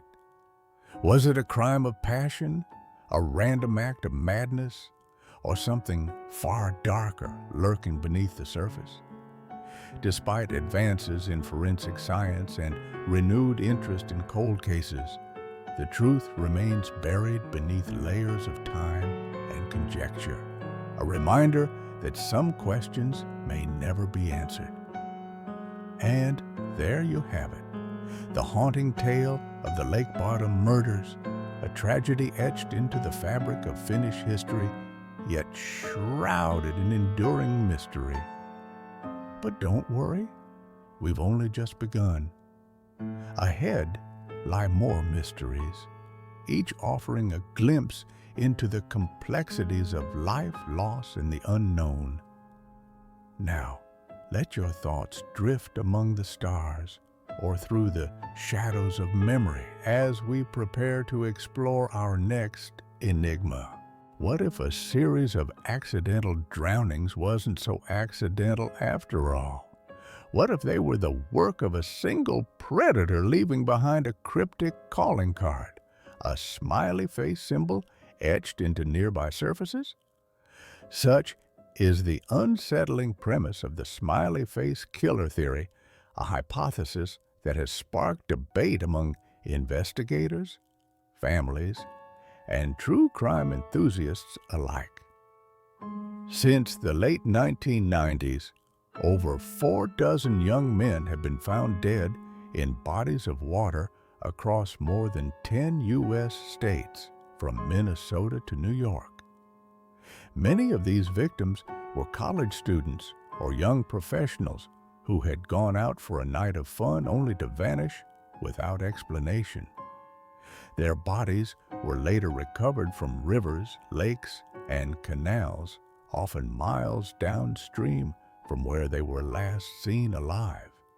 At first glance, authorities classified most of these cases as accidents, alcohol consumption, reckless behavior, or tragic missteps leading to drowning. But 2 retired detectives, Richard Gents and Anthony Duarte, began noticing patterns too consistent to ignore. The similarities between the cases were striking. Nearly all the victims were males between the ages of 18 and 30. Most disappeared during weekends or holidays, often near urban areas with access to waterways. Witnesses reported seeing some of the men in high spirits shortly before their deaths, ruling out suicidal intent. And yet, there were peculiarities that didn't align with typical drowning scenarios. Some victims' clothes were neatly folded or removed entirely, suggesting they hadn't entered the water voluntarily. Others showed signs of blunt force trauma, inconsistent with falling into a river accidentally. Perhaps most disturbingly, graffiti resembling smiley faces appeared near several of the locations where bodies were discovered. As you listen to the gentle hum of water tonight, imagine standing beside those murky shores, staring at the ripples left behind by lives cut tragically short. Who could orchestrate such a sinister campaign, and why? Detectives Gents and Duarte proposed the existence of a serial killer or group of killers targeting young men, using water as both weapon and disposal site. They theorized that the smiley face symbol served as a taunt, a signature meant to mock law enforcement and instill fear. Yet, skeptics argue that the evidence remains circumstantial, pointing to the lack of direct connections between the victims or definitive proof of foul play. One particularly haunting aspect of the theory lies in its unanswered questions. If a serial killer or killers is responsible, how have they evaded capture for decades? Why target young men specifically, and what motivates them to leave behind such an eerie trademark? Some believe organized crime or cult activity may be involved, while others suggest copycat elements inspired by media coverage. Regardless of the truth, the families of the victims are left searching for answers, grappling with uncertainty in the absence of closure. And there you have it, the haunting tale of the Smiley Face Killer Theory, a chilling hypothesis that challenges our understanding of tragedy and coincidence. But don't worry, we've only just begun. Ahead lie more mysteries, each offering a glimpse into the complexities of life, loss, and the unknown. Now, let your thoughts drift among the stars or through the shadows of memory as we prepare to explore our next enigma. What if a killer could erase nearly all traces of their victims, leaving behind only torsos stripped of heads, limbs, and identities? Such was the horrifying reality of the Cleveland Torso Murders, one of America's most gruesome unsolved cases. Between 1934 and 1938, at least 12 victims were discovered in the industrial wastelands of Cleveland, Ohio. Each body had been meticulously dismembered, with heads and limbs removed so precisely that investigators suspected the work of someone with anatomical knowledge, perhaps a butcher or surgeon. Many of the remains were found dumped in vacant lots, along riverbanks, or hidden beneath debris. Some victims were identified through personal belongings or dental records, but others remain nameless to this day. A stark reminder of how easily lives can vanish without a trace. The brutality of the crimes shocked the nation. The victims were predominantly homeless men, women, and drifters, individuals society often overlooked. Yet, their deaths revealed a level of sadism that defied comprehension. Some bodies showed signs of torture before death, ligature marks around wrists, burns from acid or chemicals, and evidence of prolonged captivity. Others appeared to have been posed deliberately after death, as though the killer sought to send a message or revel in their own power. As you listen to the gentle hum of the wind tonight, imagine standing in those desolate areas where the bodies were found, staring at the remnants of lives cut tragically short. Who could commit such heinous acts, and why? Some believe the killer may have harbored deep-seated rage toward marginalized groups, targeting those who lacked resources to protect themselves. Others suggest the possibility of ritualistic motives, given the methodical nature of the dismemberments. Despite extensive investigations led by famed detective Eliot Ness, yes, the Eliot Ness of Untouchables fame, no definitive suspect was ever identified. One particularly haunting detail emerged during the investigation. Several victims bore markings consistent with post-mortem mutilation. In one case, a corpse was discovered with its torso severed cleanly into 3 pieces, suggesting an almost surgical precision. Another victim's hands were encased in concrete, possibly to prevent identification via fingerprints. These chilling clues hinted at a killer who took pride in their handiwork, or perhaps sought to taunt authorities. Even today, theories abound about the identity of the perpetrator, ranging from local laborers to organized crime figures. But without conclusive evidence, the truth remains buried beneath layers of time and speculation. And there you have it, the haunting tale of the Cleveland Torso Murders, a tragedy etched into the fabric of a city, yet shrouded in enduring mystery. But don't worry, we've only just begun. Ahead lie more mysteries, each offering a glimpse into the complexities of life, loss, and the unknown.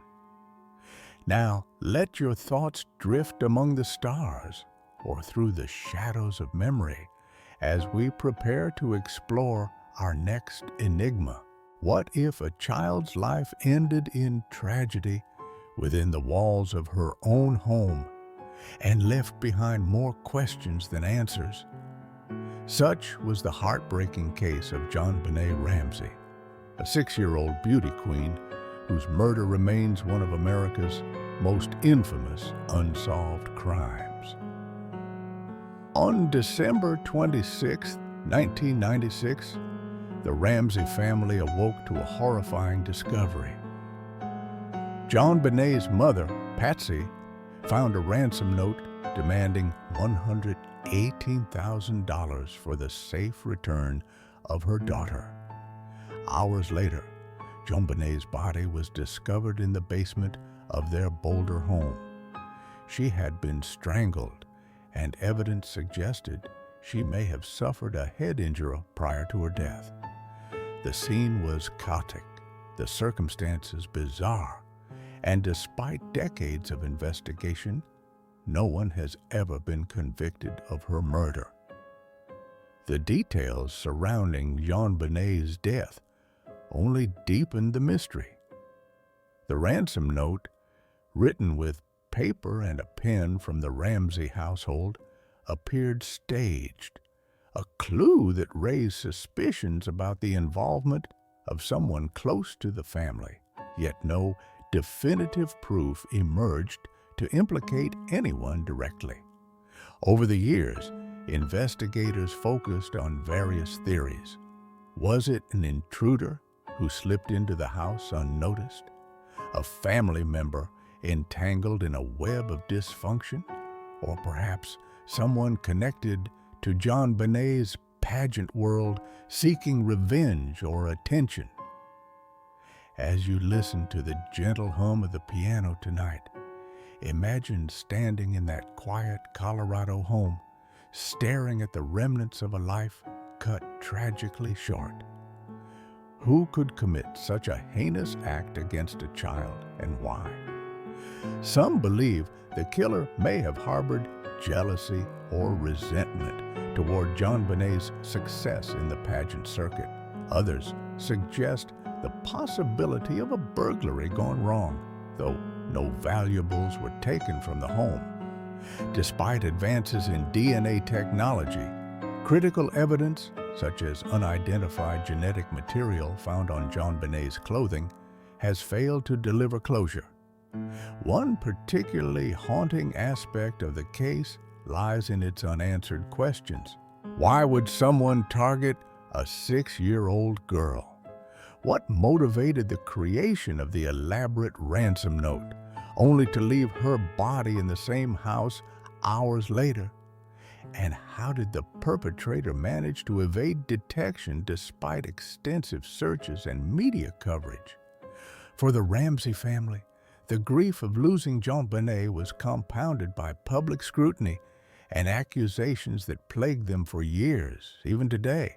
Her death serves as a stark reminder of how fragile innocence can be and how elusive justice sometimes feels.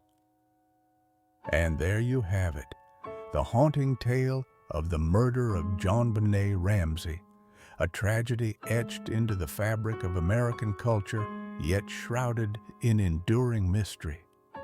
But don't worry, we've only just begun. Ahead lie more mysteries, each offering a glimpse into the complexities of life, loss, and the unknown. Now, let your thoughts drift among the stars or through the shadows of memory as we prepare to explore our next enigma.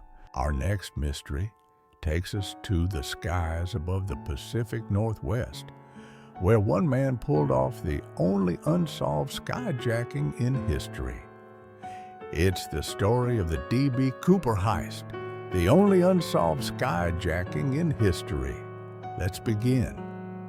What if someone could hijack an airplane, extort a massive ransom, and vanish without a trace? Such was the audacious feat of D.B. Cooper, a mysterious figure whose daring escape has baffled investigators for over 5 decades. On November 24, 1971, a man identifying himself as Dan Cooper boarded a Northwest Orient Flight 305 in Portland, Oregon, bound for Seattle, Washington. Shortly after takeoff, he handed a note to a flight attendant claiming he had a bomb in his briefcase. Calmly and methodically, he demanded $200,000 in cash, equivalent to over $1 million today, and 4 parachutes. Upon landing in Seattle, the ransom was delivered, and passengers were released in exchange for fuel. But Cooper wasn't done yet. He ordered the plane to take off again, this time heading toward Mexico City at low altitude and slow speed. With the plane flying over the dense forests of southwestern Washington, Cooper did the unthinkable. He jumped out of the aircraft into the night, carrying the ransom money and 2 parachutes. Despite a massive manhunt involving the FBI, local law enforcement, and military resources, no definitive trace of him was ever found. Investigators scoured the area for years, searching for clues among the rugged terrain and dense woodlands. But Cooper seemed to have vanished into thin air. As you listen to the gentle hum of the wind tonight, imagine standing beneath those towering Douglas firs, staring into the darkness where a man disappeared without explanation. Who was D.B. Cooper? Was he an experienced skydiver familiar with the region, a thrill seeker looking to make a statement, or perhaps someone seeking revenge against society? Over the years, countless theories have emerged, pointing fingers at everyone from disgruntled veterans to career criminals. Yet none can be proven conclusively. One particularly haunting detail came nearly a decade later, when a young boy discovered a rotting bundle of cash along the banks of the Columbia River. The serial numbers matched part of the ransom money, suggesting Cooper may have survived his jump. But how far he traveled afterward remains unknown. Some believe he succumbed to the harsh conditions of the wilderness. Others think he lived out his days in anonymity, enjoying his ill-gotten gains. Even today, the FBI considers the case technically open, though active investigation efforts have largely ceased. And there you have it, the haunting tale of the D.B. Cooper heist, a crime so bold and mysterious it continues to capture the imagination of people around the world. But don't worry, we've only just begun. Ahead lie more mysteries, each offering a glimpse into the complexities of life, loss, and the unknown. Now, let your thoughts drift among the stars or through the shadows of memory as we prepare to explore our next enigma. Our next mystery takes us to the snowy roads of New Hampshire, where a college student vanished without explanation. It's the story of the disappearance of Maura Murray, a college student who vanished without explanation. What if one seemingly ordinary evening turned into a lifelong mystery, a moment when someone simply disappeared, leaving behind only questions? Such was the case of Maura Murray, a bright and ambitious college student whose sudden vanishing continues to haunt investigators and her loved ones alike. On February 9, 2004, Maura Murray, a 21-year-old nursing student at the University of Massachusetts Amherst, left campus after emailing her professors to say she wouldn't be attending classes due to a death in the family. However, this claim would later prove false. There had been no death. Instead, Maura embarked on an inexplicable journey north toward rural New Hampshire. Hours later, her car was found abandoned along a desolate stretch of Route 112 near Woodsville, its front end crumpled from a minor collision with a guardrail. But Maura herself was nowhere to be found. The circumstances surrounding her disappearance were as puzzling as they were chilling. Witnesses reported seeing Maura shortly before her car was discovered, including a local bus driver who stopped to check on her after noticing the accident. She appeared calm and uninjured, declining assistance and assuring him she'd already called for roadside help. Yet, no record exists of any such call being made.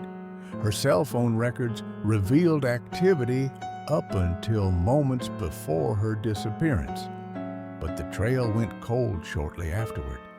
To this day, no definitive evidence has emerged to explain what happened to her.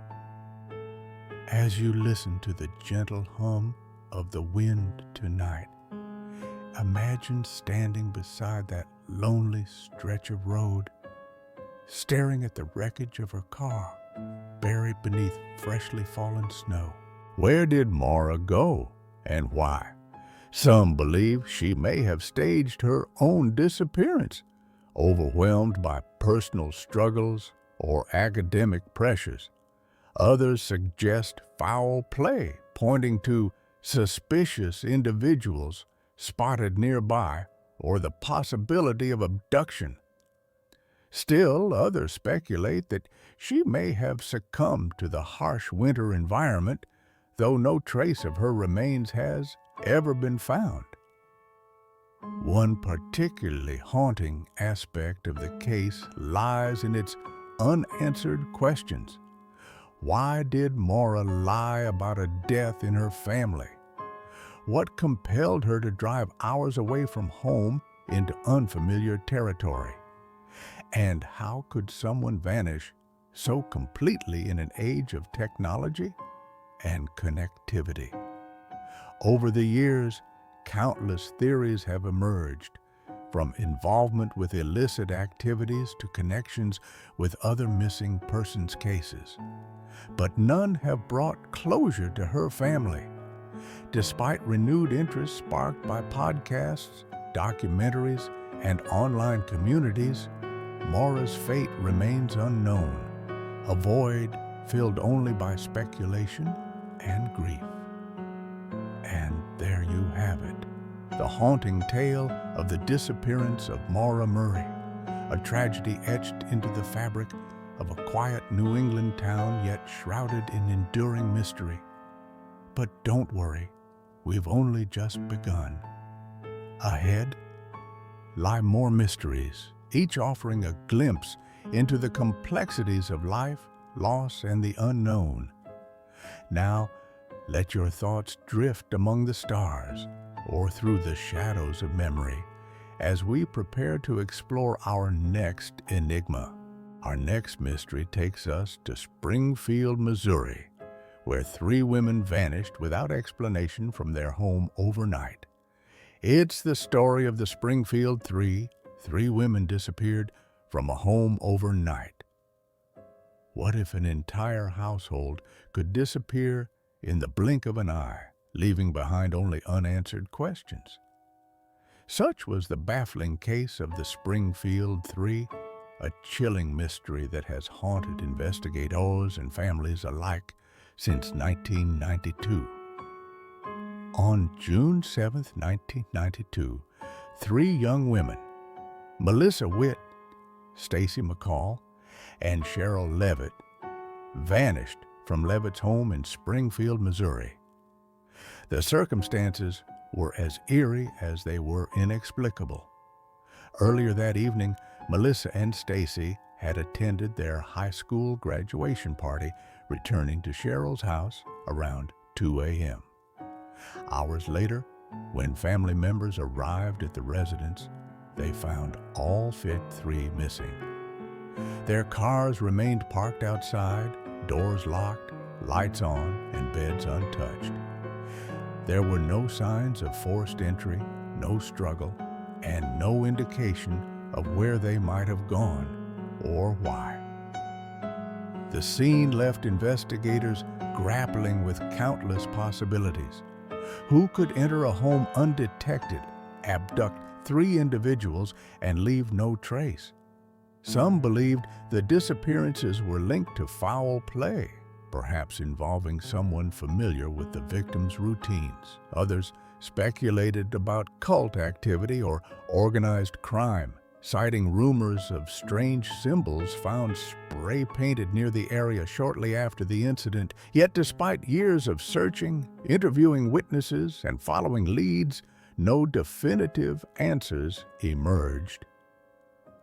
As you listen to the gentle hum of the wind tonight, imagine standing inside that quiet suburban home, staring at the remnants of lives interrupted.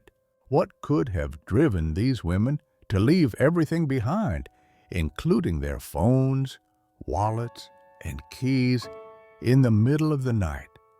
Could it have been a random act of violence, or something far more calculated? Over the decades, theories have swirled like storm clouds over this case. Some suggest the women may have staged their own disappearance, though this seems unlikely given their close ties to family and community. Others point to darker forces, including abduction by human traffickers or involvement in illegal activities gone wrong. One particularly haunting detail lies in the timing of the event.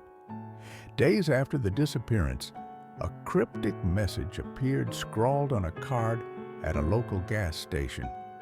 "We have them." Though never verified as connected to the case, such clues only deepen the mystery.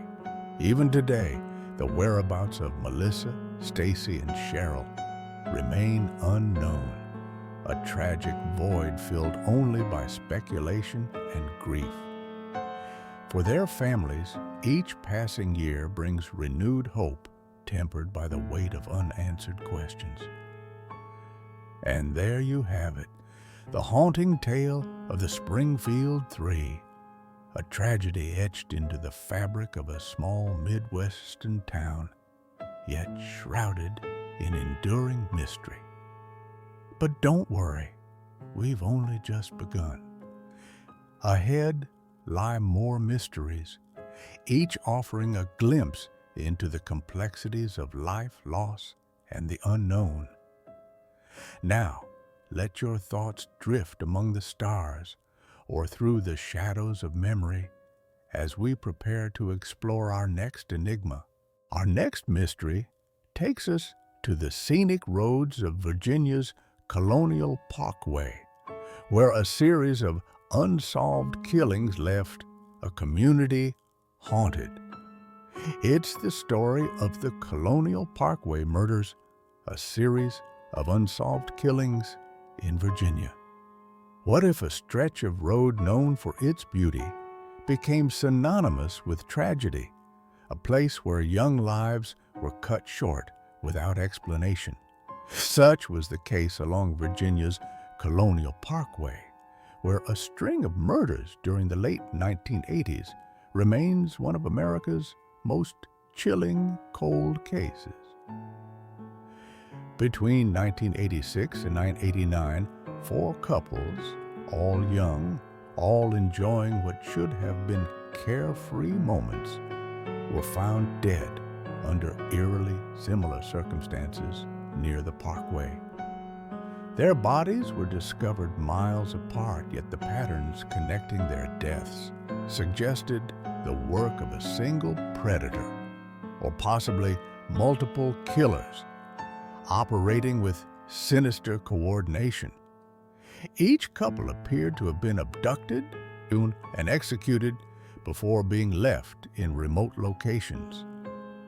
Despite extensive investigations spanning decades, no arrests were ever made, leaving families and investigators searching for answers that never came.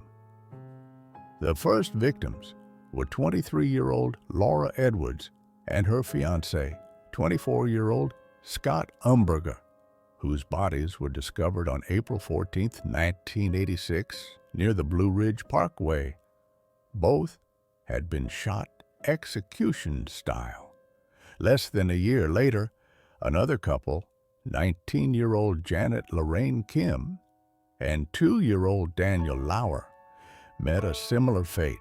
Their bodies found on September 20, 1987, along Skyline Drive. Then, in October 1918, 2 more pairs of victims emerged. David Hasty and Anna Maria Phelps, followed shortly by Richard Keith Call and Cassandra Marie Haley. In each instance, evidence pointed to abduction, restraint, and deliberate acts of violence, but no clear motive or suspect arose. As you listen to the gentle hum of the wind tonight, imagine standing beside those winding roads, staring into the shadows where danger lurked unseen. Who could commit such calculated atrocities, and why target couples specifically? Some believe the killer may have harbored anger toward romantic relationships, targeting pairs as a twisted form of revenge. Others suggest the possibility of thrill killings, driven by a desire for control over vulnerable victims. Yet, none of these theories fully account for the brutality of the crimes or the precision with which they were carried out. One particularly haunting detail lies in the lack of closure. Families of the victims have spent years grappling with uncertainty, unable to lay their loved ones to rest emotionally or physically. Advances in forensic technology, including DNA analysis, have offered some hope, but so far, no definitive matches have surfaced. Over time, the Colonial Parkway murders have become a symbol of frustration within law enforcement circles, highlighting both the limitations of investigative tools and the enduring pain of unresolved loss. And there you have it, the haunting tale of the Colonial Parkway murders, a tragedy etched into the fabric of Virginia's landscape, yet shrouded in enduring mystery. But don't worry, we've only just begun. Ahead lie more mysteries, each offering a glimpse into the complexities of life, loss, and the unknown. Now, let your thoughts drift among the stars or through the shadows of memory as we prepare to explore our next enigma. What if a shadowy figure could strike fear into an entire community, leaving behind only whispers, footprints, and unanswered questions? Such was the case with the Phantom Killer, a masked assailant who haunted the townsfolk of Texarkana during one of the most chilling crime sprees in American history. In the early months of 1940, a series of violent attacks shook the twin cities of Texarkana, Texas, and Arkansas. The Phantom Killer earned his name not just because of the mask he wore, but because of his ability to vanish into the night after each attack. His first known victims were Jimmy Hollis and Mary Larry, a young couple who were assaulted while parked along a rural road on February 12. Though they survived, their harrowing account set the stage for what would become a reign of terror. Over the following weeks, two more couples, Richard Griffin and Polly Ann Moore, then Paul Martin and Betty Jo Booker, were found murdered, their bodies left as grim reminders of the killer's brutality. The Phantom Killer's modus operandi was chillingly consistent. He targeted young couples parked in secluded areas, often wearing a mask to conceal his identity. He would approach their vehicles silently, fire shots into the car, and sometimes drag his victims out before finishing them off. Survivors described hearing footsteps approaching through the darkness, followed by sudden gunfire, a stark reminder of how vulnerable they were in those isolated spots. Despite an intense manhunt involving local law enforcement, the FBI, and even civilian volunteers, the Phantom Killer remained elusive, striking again on May 3rd when he killed Virgil Starks inside his own home, firing through a window as Stark sat reading the newspaper. As you listen to the gentle hum of the wind tonight, imagine standing in those quiet neighborhoods, staring into the blackness where danger lurked unseen. Who was this masked predator, and why did he choose these victims? Some believed the killer may have been motivated by a twisted desire for control, keeping their young victims alive for days before ending their lives. Others suggested the possibility of multiple perpetrators working together, given the geographic scope of the crimes. Yet, none of these theories fully explain how someone could evade capture despite widespread manhunts and decades of investigation. One particularly haunting detail emerged from survivor testimonies. The killer seemed to take pleasure in instilling fear. In one instance, a couple reported seeing headlights approach their vehicle, only for the lights to disappear suddenly, leaving them paralyzed with dread. When investigators combed the scenes of the crimes, they found little evidence beyond shell casings and tire tracks. Even today, no definitive suspect has been identified, though theories abound.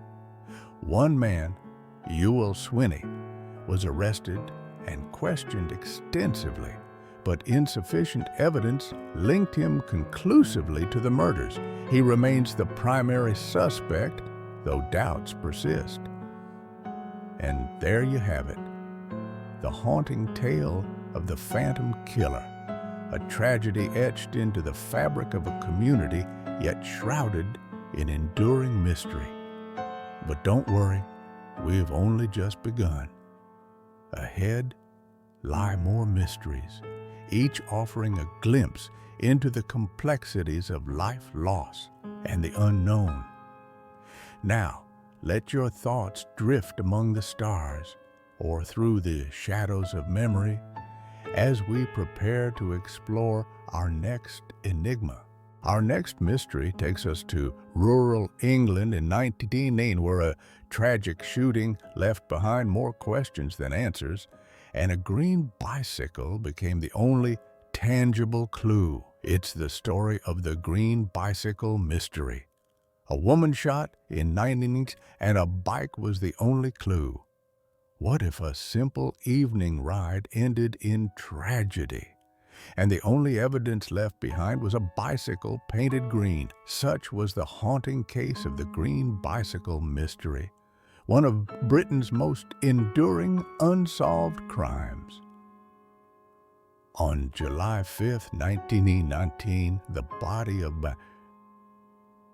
21-year-old Bella Wright was discovered along a quiet country lane near the village of Little Stretton in Leicestershire, England. She had been shot in the head, her life cut tragically short. Nearby, investigators found a distinctive green enamel-coated bicycle belonging to Ronald Light, a local man who had reportedly been seen cycling with Bella earlier that evening. Despite this crucial piece of evidence linking him to the scene, Light claimed innocence, and no conclusive proof emerged to tie him definitively to the murder. The circumstances surrounding Bella's death were as puzzling as they were heartbreaking. Witnesses reported seeing Bella riding her own black bicycle earlier that night when she encountered Light. According to accounts, the two exchanged words before continuing their journey together. Hours later, Bella lay dead, and Light vanished into the night. When authorities tracked him down days later, he admitted to being near the scene but denied any involvement in the crime. His alibi, that he heard a gunshot while cycling home but did not investigate further, struck many as suspicious, yet it could not be disproven. As you listen to the gentle hum of the wind tonight, imagine standing beside that lonely country road, staring at the green bicycle left behind like a silent witness to a terrible act. Who pulled the trigger that fateful evening, and why? Some believe Light may have harbored jealousy or anger toward Bella, though no clear motive ever surfaced. Others suggest the possibility of a random act of violence, perhaps committed by someone else entirely. Yet without definitive evidence, the truth remains buried beneath layers of speculation and doubt. One particularly haunting detail emerged during the investigation. A spent bullet casing found near Bella's body matched ammunition commonly used in military weapons, a grim reminder of the widespread availability of firearms following World War I. Could Light, a former soldier, have carried such a weapon? Or was the shooter someone else altogether? Over the decades, theories have swirled like storm clouds over this case, pointing fingers at everyone from jilted lovers to strangers passing through the area. But none can be proven conclusively. And there you have it, the haunting tale of the green bicycle mystery, a tragedy etched into the fabric of a small English village, yet shrouded in enduring mystery. But don't worry, we've only just begun. Ahead lie more mysteries, each offering a glimpse into the complexities of life, loss, and the unknown. Now, let your thoughts drift among the stars or through the shadows of memory as we prepare to explore our next enigma. What if fear became a constant companion? Someone watching your every move, knowing your routines, and leaving cryptic messages that hinted at worse to come. Such was the harrowing reality for Dorothy Jane Scott, a 21-year-old mother whose tragic death has haunted investigators and her family for decades. In 1979, Dorothy began experiencing what she described as an escalating pattern of stalking behavior. She reported receiving strange phone calls from an unknown man who claimed he had been watching her. At first, the calls seemed like pranks, but they quickly grew more menacing. The caller taunted her, saying things like, "I could kill you right now," and making specific references to her daily activities, details only someone close to her could know. Terrified, Dorothy confided in friends and family, warning them that she believed this person intended to harm her. Despite filing police reports and seeking protection, nothing could stop the nightmare that unfolded. On May 8, 1980, Dorothy's worst fears came true. Her partially burned body was discovered near a remote road in Anaheim Hills, California. Investigators determined she had been stabbed multiple times before her killer set her car ablaze in an apparent attempt to destroy evidence. What made the case particularly chilling, however, were the events that followed her murder. Just days after her death, Dorothy's family began receiving phone calls from a man claiming responsibility for her killing. His voice was calm and deliberate, mocking them with phrases like, "You'll never catch me," further deepening the sense of violation and terror. As you listen to the gentle hum of the wind tonight, imagine standing beside that lonely stretch of road, staring at the charred remains of a car and wondering how such evil could exist in the world. Who was this predator? And why did they target Dorothy? Some believe her stalker may have been someone she knew personally, given the intimate knowledge displayed in the phone calls. Others speculate it could have been a random individual fixated on her, driven by obsession or hatred. Yet despite extensive investigations, including forensic analysis, witness interviews, and efforts to trace the taunting phone calls, the identity of Dorothy's killer remains unknown. One particularly haunting detail emerged during the investigation. Dorothy had expressed fears about several men in her life prior to her death.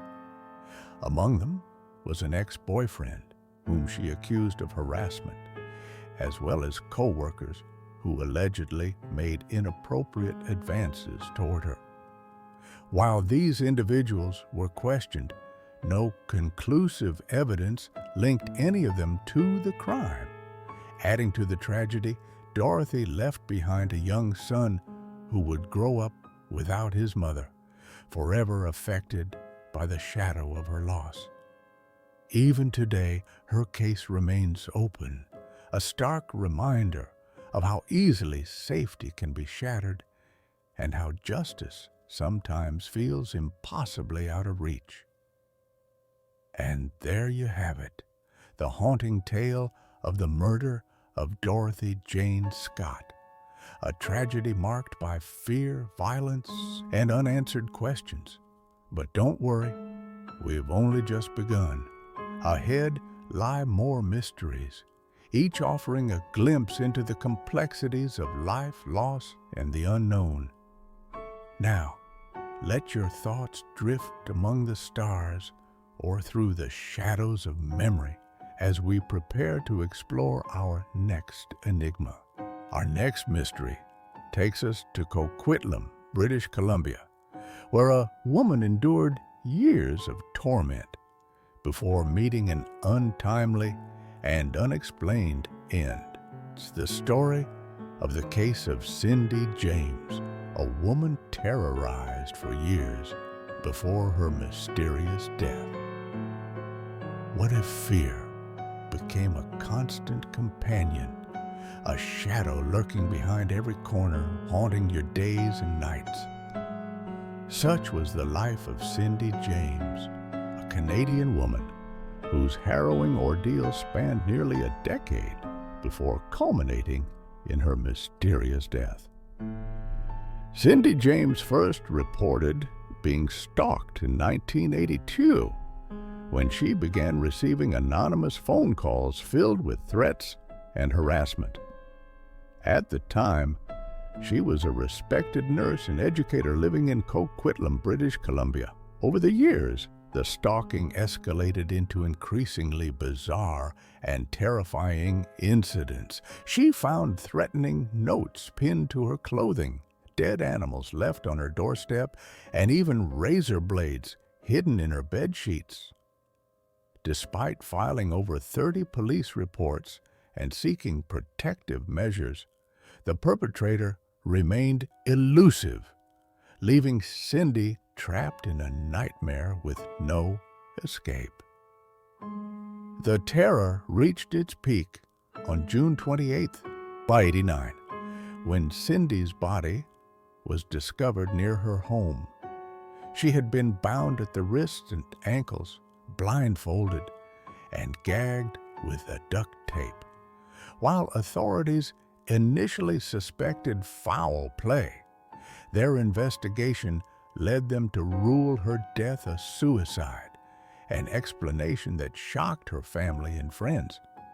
They argued that Cindy would never take her own life, given her resilience throughout years of torment. Adding to the confusion, toxicology reports revealed high levels of Valium in her system, far exceeding what she claimed to have taken voluntarily. As you listen to the gentle hum of the wind tonight, imagine standing beside that quiet suburban street, staring at the scene of a tragedy shrouded in contradictions.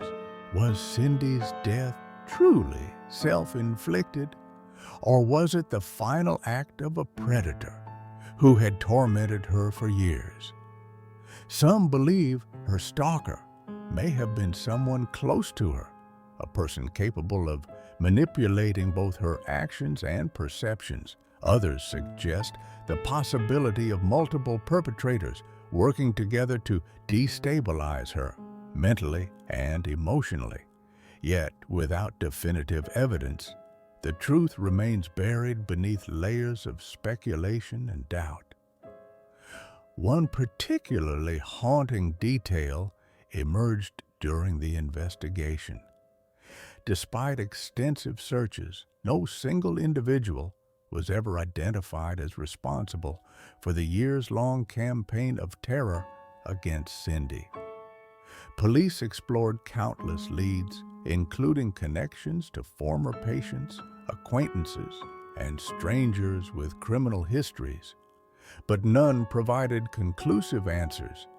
Even today, her case remains open, a stark reminder of how easily justice can slip through the cracks when faced with complex and elusive adversaries. And there you have it, the haunting tale of the case of Cindy James, a tragedy marked by relentless fear and unanswered questions. But don't worry, we've only just begun. Ahead lie more mysteries, each offering a glimpse into the complexities of life, loss, and the unknown. Now, let your thoughts drift among the stars or through the shadows of memory as we prepare to explore our next enigma. Our next mystery takes us to Columbus, Ohio, where a man entered a bar one evening and vanished without explanation. It's the story of the disappearance of Brian Shaffer. A man walked into a bar and never walked out. What if an ordinary night out could transform into an unsolvable mystery, a moment when someone simply vanishes into thin air? Such was the case of Brian Shaffer, a medical student whose disappearance remains one of America's most baffling cold cases. On April 1, 2006, Brian Shaffer, a 27-year-old second-year medical student at Ohio State University, decided to spend his Saturday evening with friends. Around 10:30 p.m., security footage captured him entering Ugly Tuna Saloona, a popular bar near campus in the short North District of Columbus. Dressed in khaki pants, a black jacket, and a baseball cap, Brian appeared relaxed as he walked through the door. But what happened next defies explanation. Despite extensive searches and investigations, Brian was never seen again. He had seemingly evaporated into the night. The circumstances surrounding his disappearance were as perplexing as they were eerie. Surveillance cameras inside the bar showed Brian mingling briefly with other patrons, but no footage exists of him leaving the establishment.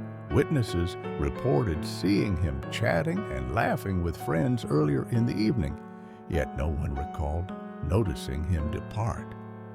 By all accounts, Brian seemed to have vanished mid-conversation, leaving behind his car, wallet, phone, and even his coat, all items typically carried by someone planning to leave for good. As you listen to the gentle hum of the wind tonight, imagine standing beside that bustling bar, staring at the doorway where Brian last stepped inside. Where did he go, and why? Some believe he may have wandered off voluntarily, perhaps seeking solitude or acting impulsively after consuming alcohol.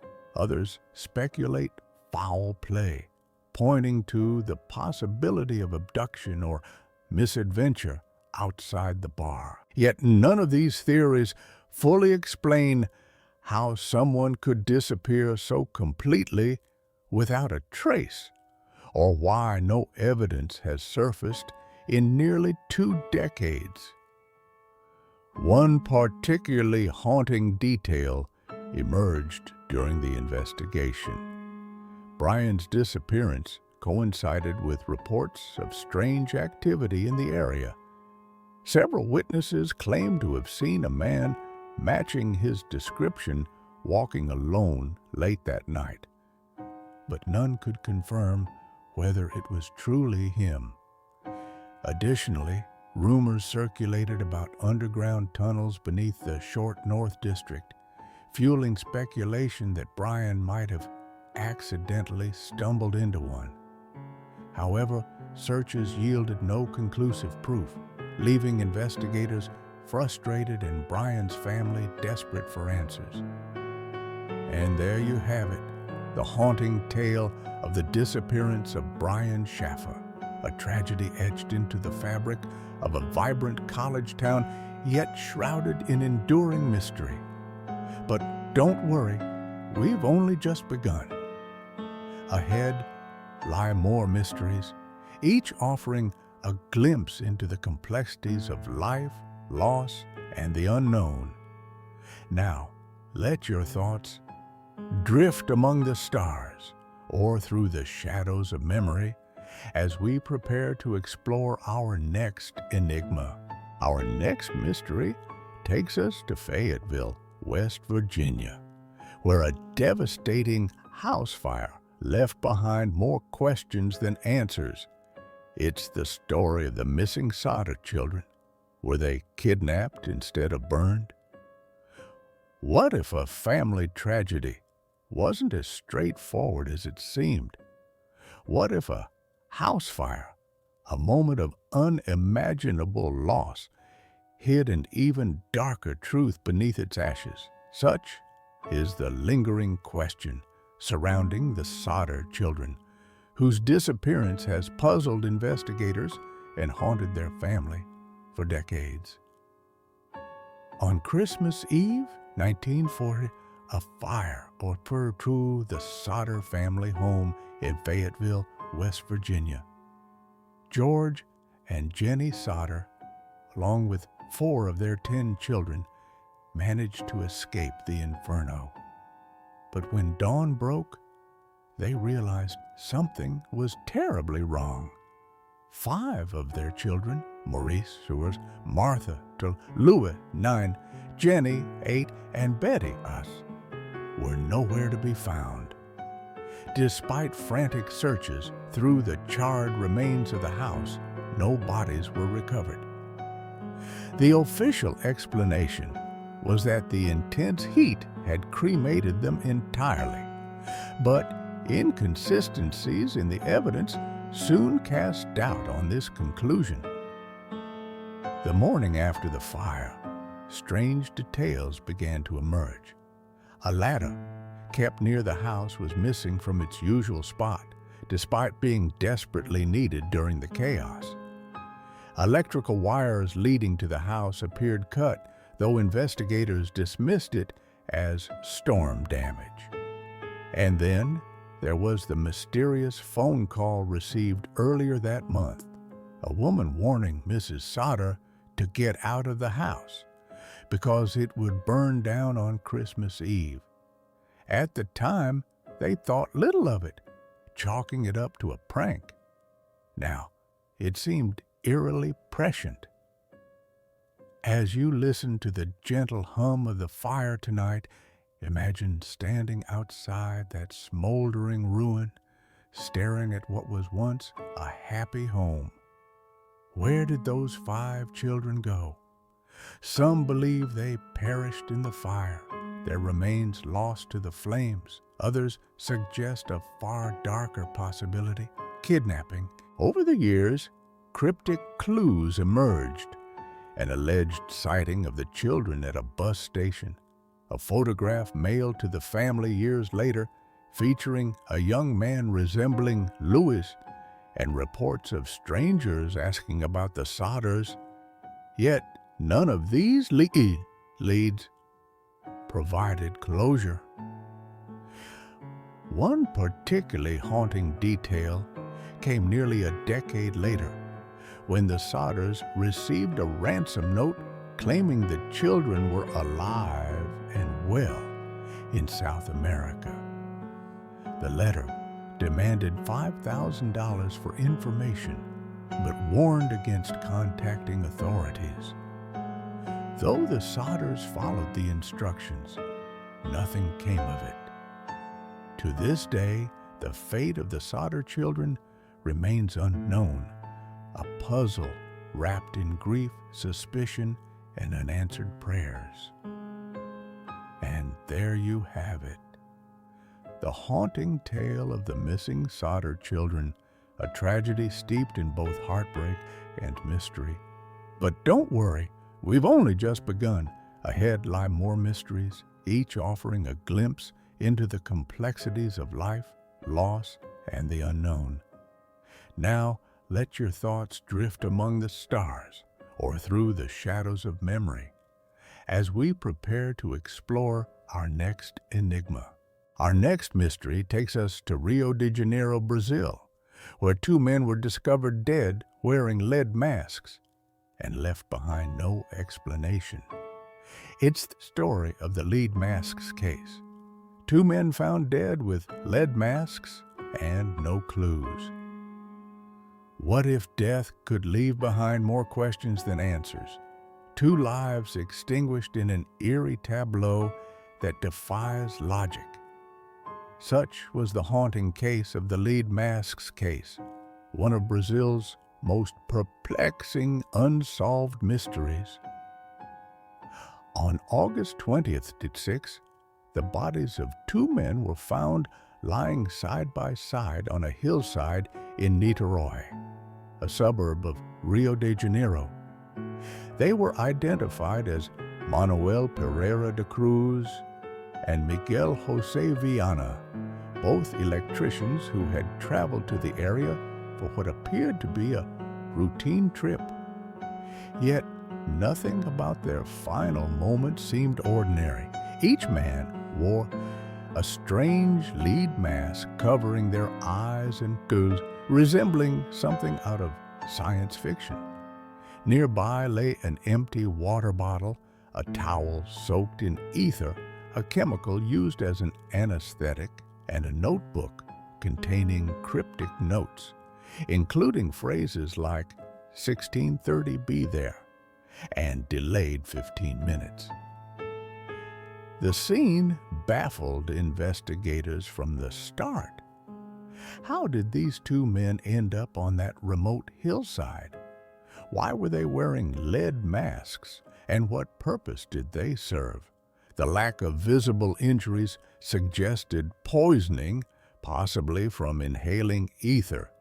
But toxicology tests conducted at the time were inconclusive due to limited technology. Adding to the mystery, witnesses reported seeing the pair buying raincoats shortly before their deaths, yet neither coat was found near the bodies. Some speculated they may have been involved in secretive experiments or rituals, while others believed they fell victim to foul play. As you listen to the gentle hum of the wind tonight, imagine standing beside that lonely hillside, staring at the surreal image of two men lying motionless beneath the weight of those metallic masks. What drove them to this place and this fate? One theory suggests they may have been attempting to shield themselves from radiation or some other environmental hazard, though no evidence supports this claim. Others propose they might have been part of a cult or engaged in an ill-fated experiment gone wrong. Still, some lean toward darker possibilities, such as espionage or organized crime, given Brazil's political climate during the military dictatorship of the 60s. One particularly haunting detail emerged from the notebook they carried. Among its cryptic entries was a list of items, including batteries, tape, and gloves. Items that hinted at preparation for some kind of covert activity. But what exactly were they preparing for? And why did they choose such a desolate location? Over the decades, theories have swirled like storm clouds over this case, pointing fingers at everything from extraterrestrial encounters to secret government operations. Yet none can be proven conclusively, leaving the truth buried beneath layers of speculation and doubt. And there you have it, the haunting tale of the lead masks case, a tragedy etched into the fabric of Brazilian folklore, yet shrouded in enduring mystery. But don't worry, we've only just begun. Ahead lie more mysteries, each offering a glimpse into the complexities of life, loss, and the unknown. Now, let your thoughts drift among the stars or through the shadows of memory as we prepare to explore our next enigma. Our next mystery takes us to Chicago, Illinois.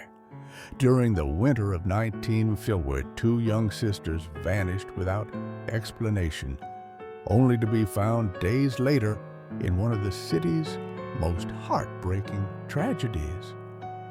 It's the story of the murder of the Grimes sisters. Two young girls disappeared and were later found murdered.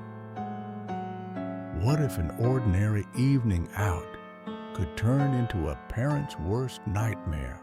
A moment when two young lives were cut tragically short, leaving behind more questions than answers. Such was the haunting case of Barbara and Patricia Grimes, two sisters whose disappearance and murder shocked Chicago and remains unsolved to this day. On December 28, 1956, 15-year-old Barbara Grimes and her 13-year-old sister Patricia told their mother they were heading to a nearby movie theater to see Elvis Presley's Love Me Tender. They never returned home. Their family immediately grew worried, as the girls had always been responsible about checking in.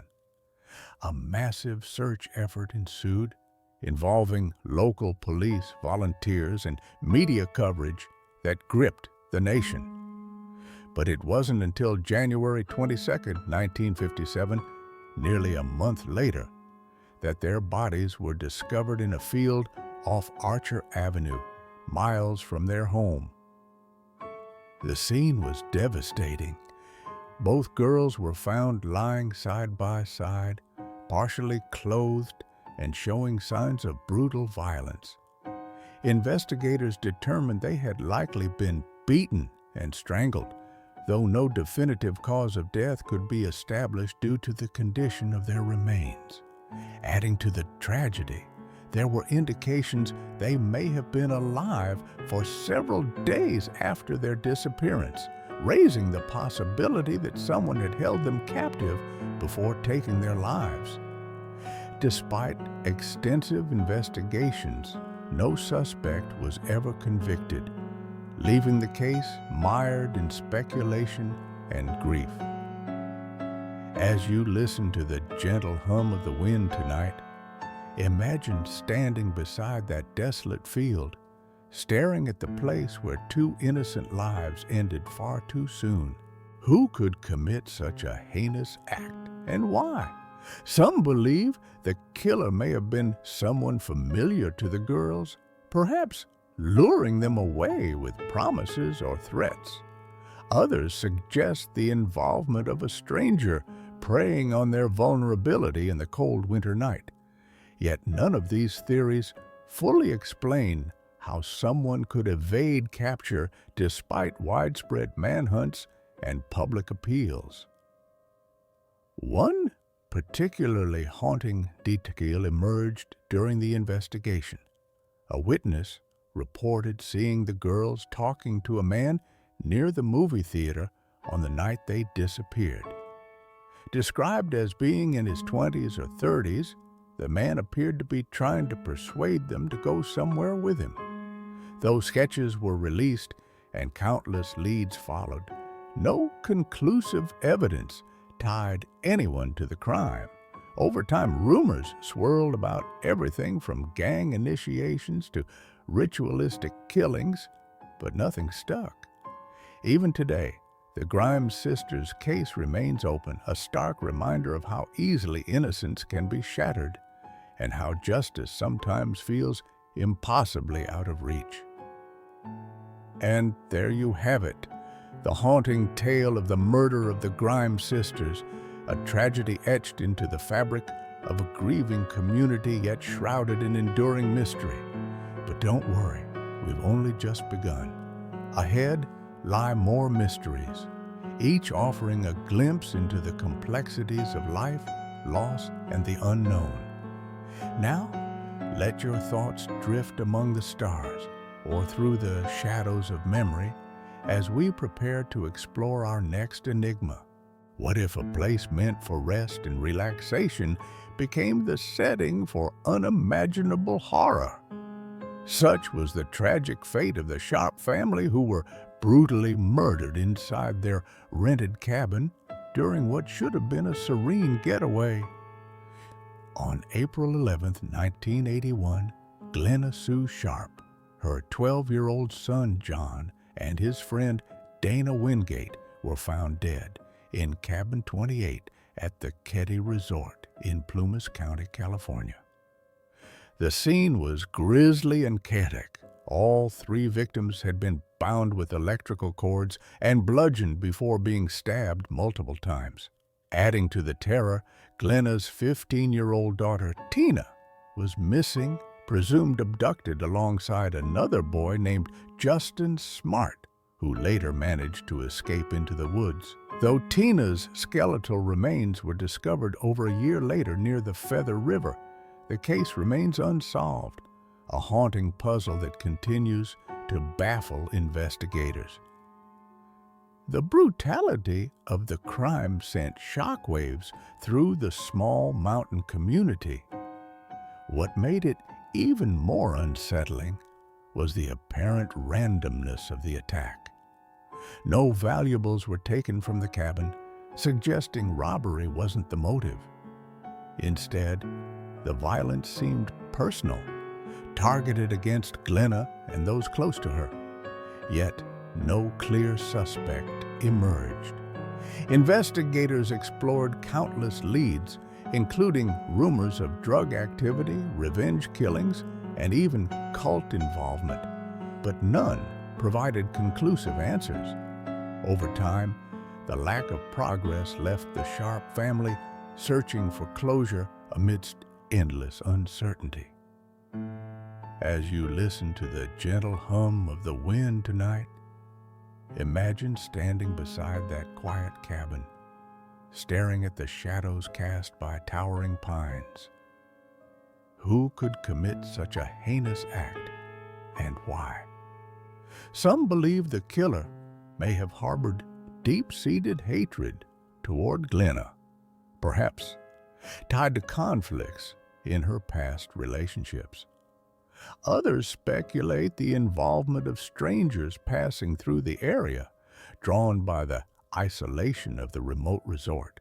Still others point to darker possibilities like organized crime or ritualistic motives. Despite decades of effort, including renewed interest sparked by podcasts, documentaries, and online sleuthing, the identity of the perpetrator remains unknown. One particularly haunting detail emerged during the investigation. Justin Smart, the only survivor, described seeing a man lurking outside the cabin earlier that evening. He claimed this stranger appeared agitated and hostile, raising suspicions that whoever committed the murders may have been watching the family for hours beforehand. Adding to the tragedy, Tina's disappearance and eventual death left a void in her family that can never be filled. Even today, her mother's cries for justice echo through the years, a stark reminders of how easily safety can be shattered and how justice sometimes feels impossibly out of reach. And there you have it, the haunting tale of the Keddie Cabin Murders, a tragedy etched into the fabric of a secluded mountain retreat, yet shrouded in enduring mystery. But don't worry, we've only just begun. Ahead lie more mysteries, each offering a glimpse into the complexities of life, loss, and the unknown. Now, let your thoughts drift among the stars or through the shadows of memory as we prepare to explore our next enigma. Our next mystery takes us to Somerton Beach in Australia, where a well-dressed stranger was found dead with cryptic clues that remain unsolved to this day. It's the story of the mystery of the Somerton Man, a well-dressed man found dead on a beach with a strange note. What if a man could wash up on a beach dressed impeccably, carrying no identification, and leave behind only riddles instead of answers? Such was the baffling case of the Somerton Man, one of Australia's most enduring unsolved mysteries.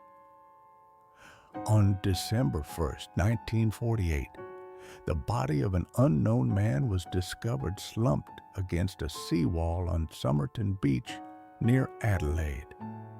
He appeared to be in his mid-40s, neatly dressed in a suit and tie, with polished shoes and clean fingernails, a far cry from someone who had met a violent end. Yet something was clearly wrong. His face was pale, his jaw clenched, and there were no signs of struggle or injury. Initial suspicions pointed to poisoning, but toxicology tests conducted at the time were inconclusive due to limited technology. The scene grew stranger as investigators dug deeper. Inside a hidden pocket of the man's trousers, they found a small scrap of paper torn from a book bearing the words Tamam Shud, Persian for "it is finished." This phrase led them to a rare copy of the Rubaiyat of Omar Khayyam, a collection of poems which was later located in a nearby car. In the back cover of the book, detectives discovered a series of handwritten letters and numbers, possibly a code, that has never been deciphered. Adding to the intrigue, witnesses reported seeing a mysterious man behaving oddly around the area in the days leading up to the discovery. As you listen to the gentle hum of the ocean tonight, imagine standing beside that lonely stretch of beach, staring at the lifeless figure of a man whose identity remains unknown over 7 decades later. Who was he, and how did he end up there? Some believe he may have been a spy operating during the tense early years of the Cold War, using coded messages to communicate secrets. Others suggest he might have been involved in organized crime or even personal vendettas. Yet, none of these theories fully explain why a seemingly ordinary man would die under such extraordinary circumstances. One particularly haunting detail emerged when authorities attempted to identify him through dental records and fingerprints. Despite extensive efforts, including circulating photos of the man internationally, no match was ever made. To this day, neither his name nor the cause of his death has been determined. Even attempts to extract DNA evidence in recent years have yielded few breakthroughs, leaving researchers frustrated and families searching for closure. Over time, the Somerton Man's case has become a symbol of how easily a life can slip through the cracks of history, a reminder of the fragility of human connection and memory. And there you have it, the haunting tale of the mystery of the Somerton Man, a tragedy etched into the sands of an Australian beach, yet shrouded in enduring mystery. But don't worry, we've only just begun. Ahead lie more mysteries, each offering a glimpse into the complexities of life, loss, and the unknown. Now, let your thoughts drift among the stars or through the shadows of memory as we prepare to explore our next enigma. What if a peaceful island retreat became the setting for one of Scotland's most baffling deaths? A woman found lifeless amidst cryptic markings etched into the earth. Such was the haunting case of Netta Fornario, whose mysterious demise has sparked decades of speculation and debate. On November 22, 1929, the body of 30-year-old Netta Fornario was discovered on the Isle of Iona, a small sacred island steeped in ancient Celtic spirituality. She lay face down on a wooden slab near a grove of trees, her hands crossed over her chest as though deliberately positioned. Stranger still were the marks carved into the ground around her, deep scratches that formed patterns resembling occult symbols. Her clothing was torn, and nearby a small cross made of yew wood rested beside her. To this day, no one knows what truly happened to Netta, or why she died in such an unsettling manner. Netta Fornario had traveled to Iona seeking solitude and spiritual connection. Born in Italy, but raised in England, she claimed to be a medium and member of an esoteric group known as the Hermetic Order of the Golden Dawn. Friends described her as eccentric yet deeply devoted to her mystical practices. When she arrived on the island, locals noted her reclusive behavior, often seeing her wandering alone in the woods. Days before her death, witnesses reported hearing strange noises echoing through the forest, sounds they later attributed to supernatural phenomena.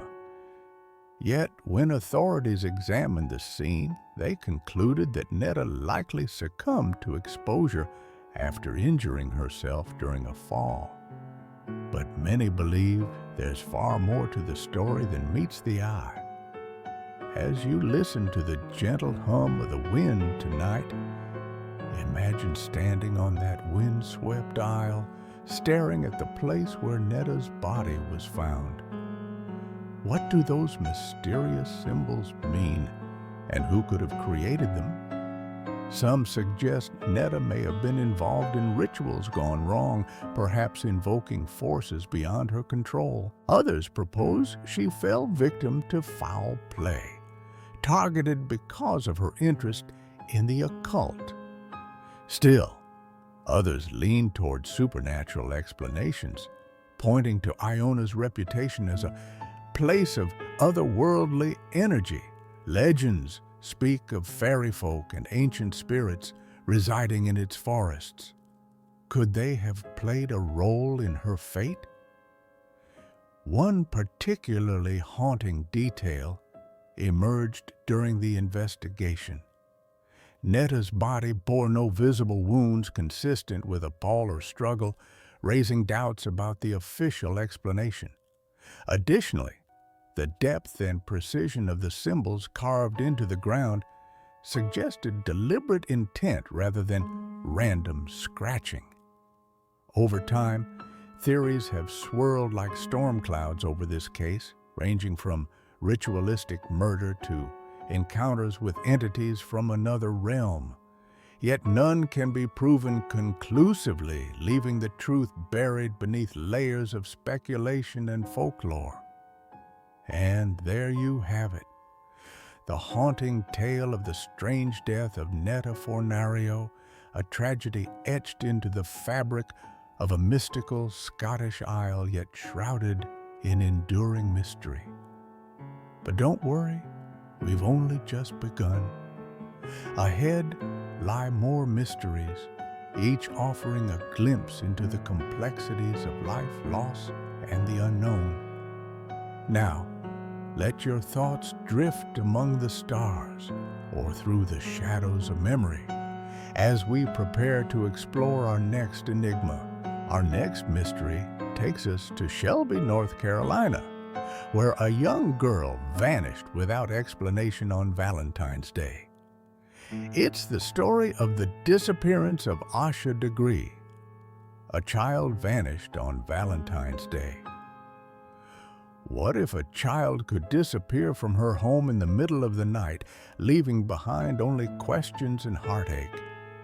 Such was the haunting case of Asha Degree, an 11-year-old girl whose sudden vanishing has puzzled investigators and touched the hearts of millions. On February 14th, 2000, Valentine's Day, Asha Degree was reported missing from her family's home in Shelby, North Carolina. Her mother woke up that morning to find Asha's bed empty, her belongings untouched, and no sign of forced entry. The last anyone saw of her was around 2:30 a.m. when a truck driver reported seeing what he believed to be a small figure walking alone along Highway 18 near their neighborhood. Despite extensive searches involving local law enforcement, the FBI and community volunteers, Asha seemed to have vanished into thin air. The circumstances surrounding her disappearance were as baffling as they were heartbreaking. Why would an 11-year-old leave her home in the dead of night, carrying nothing but a few personal items? Some believe she may have been lured away by someone she trusted, a neighbor, acquaintance, or stranger posing as a friend. Others speculate she might have wandered off impulsively, perhaps seeking refuge from something troubling her at home. Yet none of these theories fully explain how someone so young could evade detection for so long, or why no definitive evidence has emerged after decades of searching. As you listen to the gentle hum of the wind tonight, imagine standing beside that quiet suburban street, staring at the place where a child's life took an inexplicable turn. Where did Asha go, and why? One particularly haunting detail emerged during the investigation. Days after her disappearance, some of Asha's belongings, her purse, hairbrush, and a pencil pouch, were found scattered along Interstate 7, miles away from her home. Were these items left deliberately as clues, or had they fallen accidentally from a vehicle? Adding to the mystery, witnesses came forward claiming to have seen Asha traveling with adults in cars, though none could provide conclusive leads. One particularly haunting aspect of the case lies in its unanswered questions. Did Asha run away voluntarily, or was she taken against her will? Could she still be alive somewhere, living under a different identity? Or did something far darker occur, leaving her fate forever unknown? For her family, each passing year brings renewed hope, tempered by the weight of uncertainty. Even today, Asha's case remains open, a stark reminder of how easily innocence can be shattered, and how justice sometimes feels impossibly out of reach. And there you have it, the haunting tale of the disappearance of Asha Degree, a tragedy etched into the fabric of a loving community, yet shrouded in enduring mystery. But don't worry, we've only just begun. Ahead lie more mysteries, each offering a glimpse into the complexities of life, loss, and the unknown.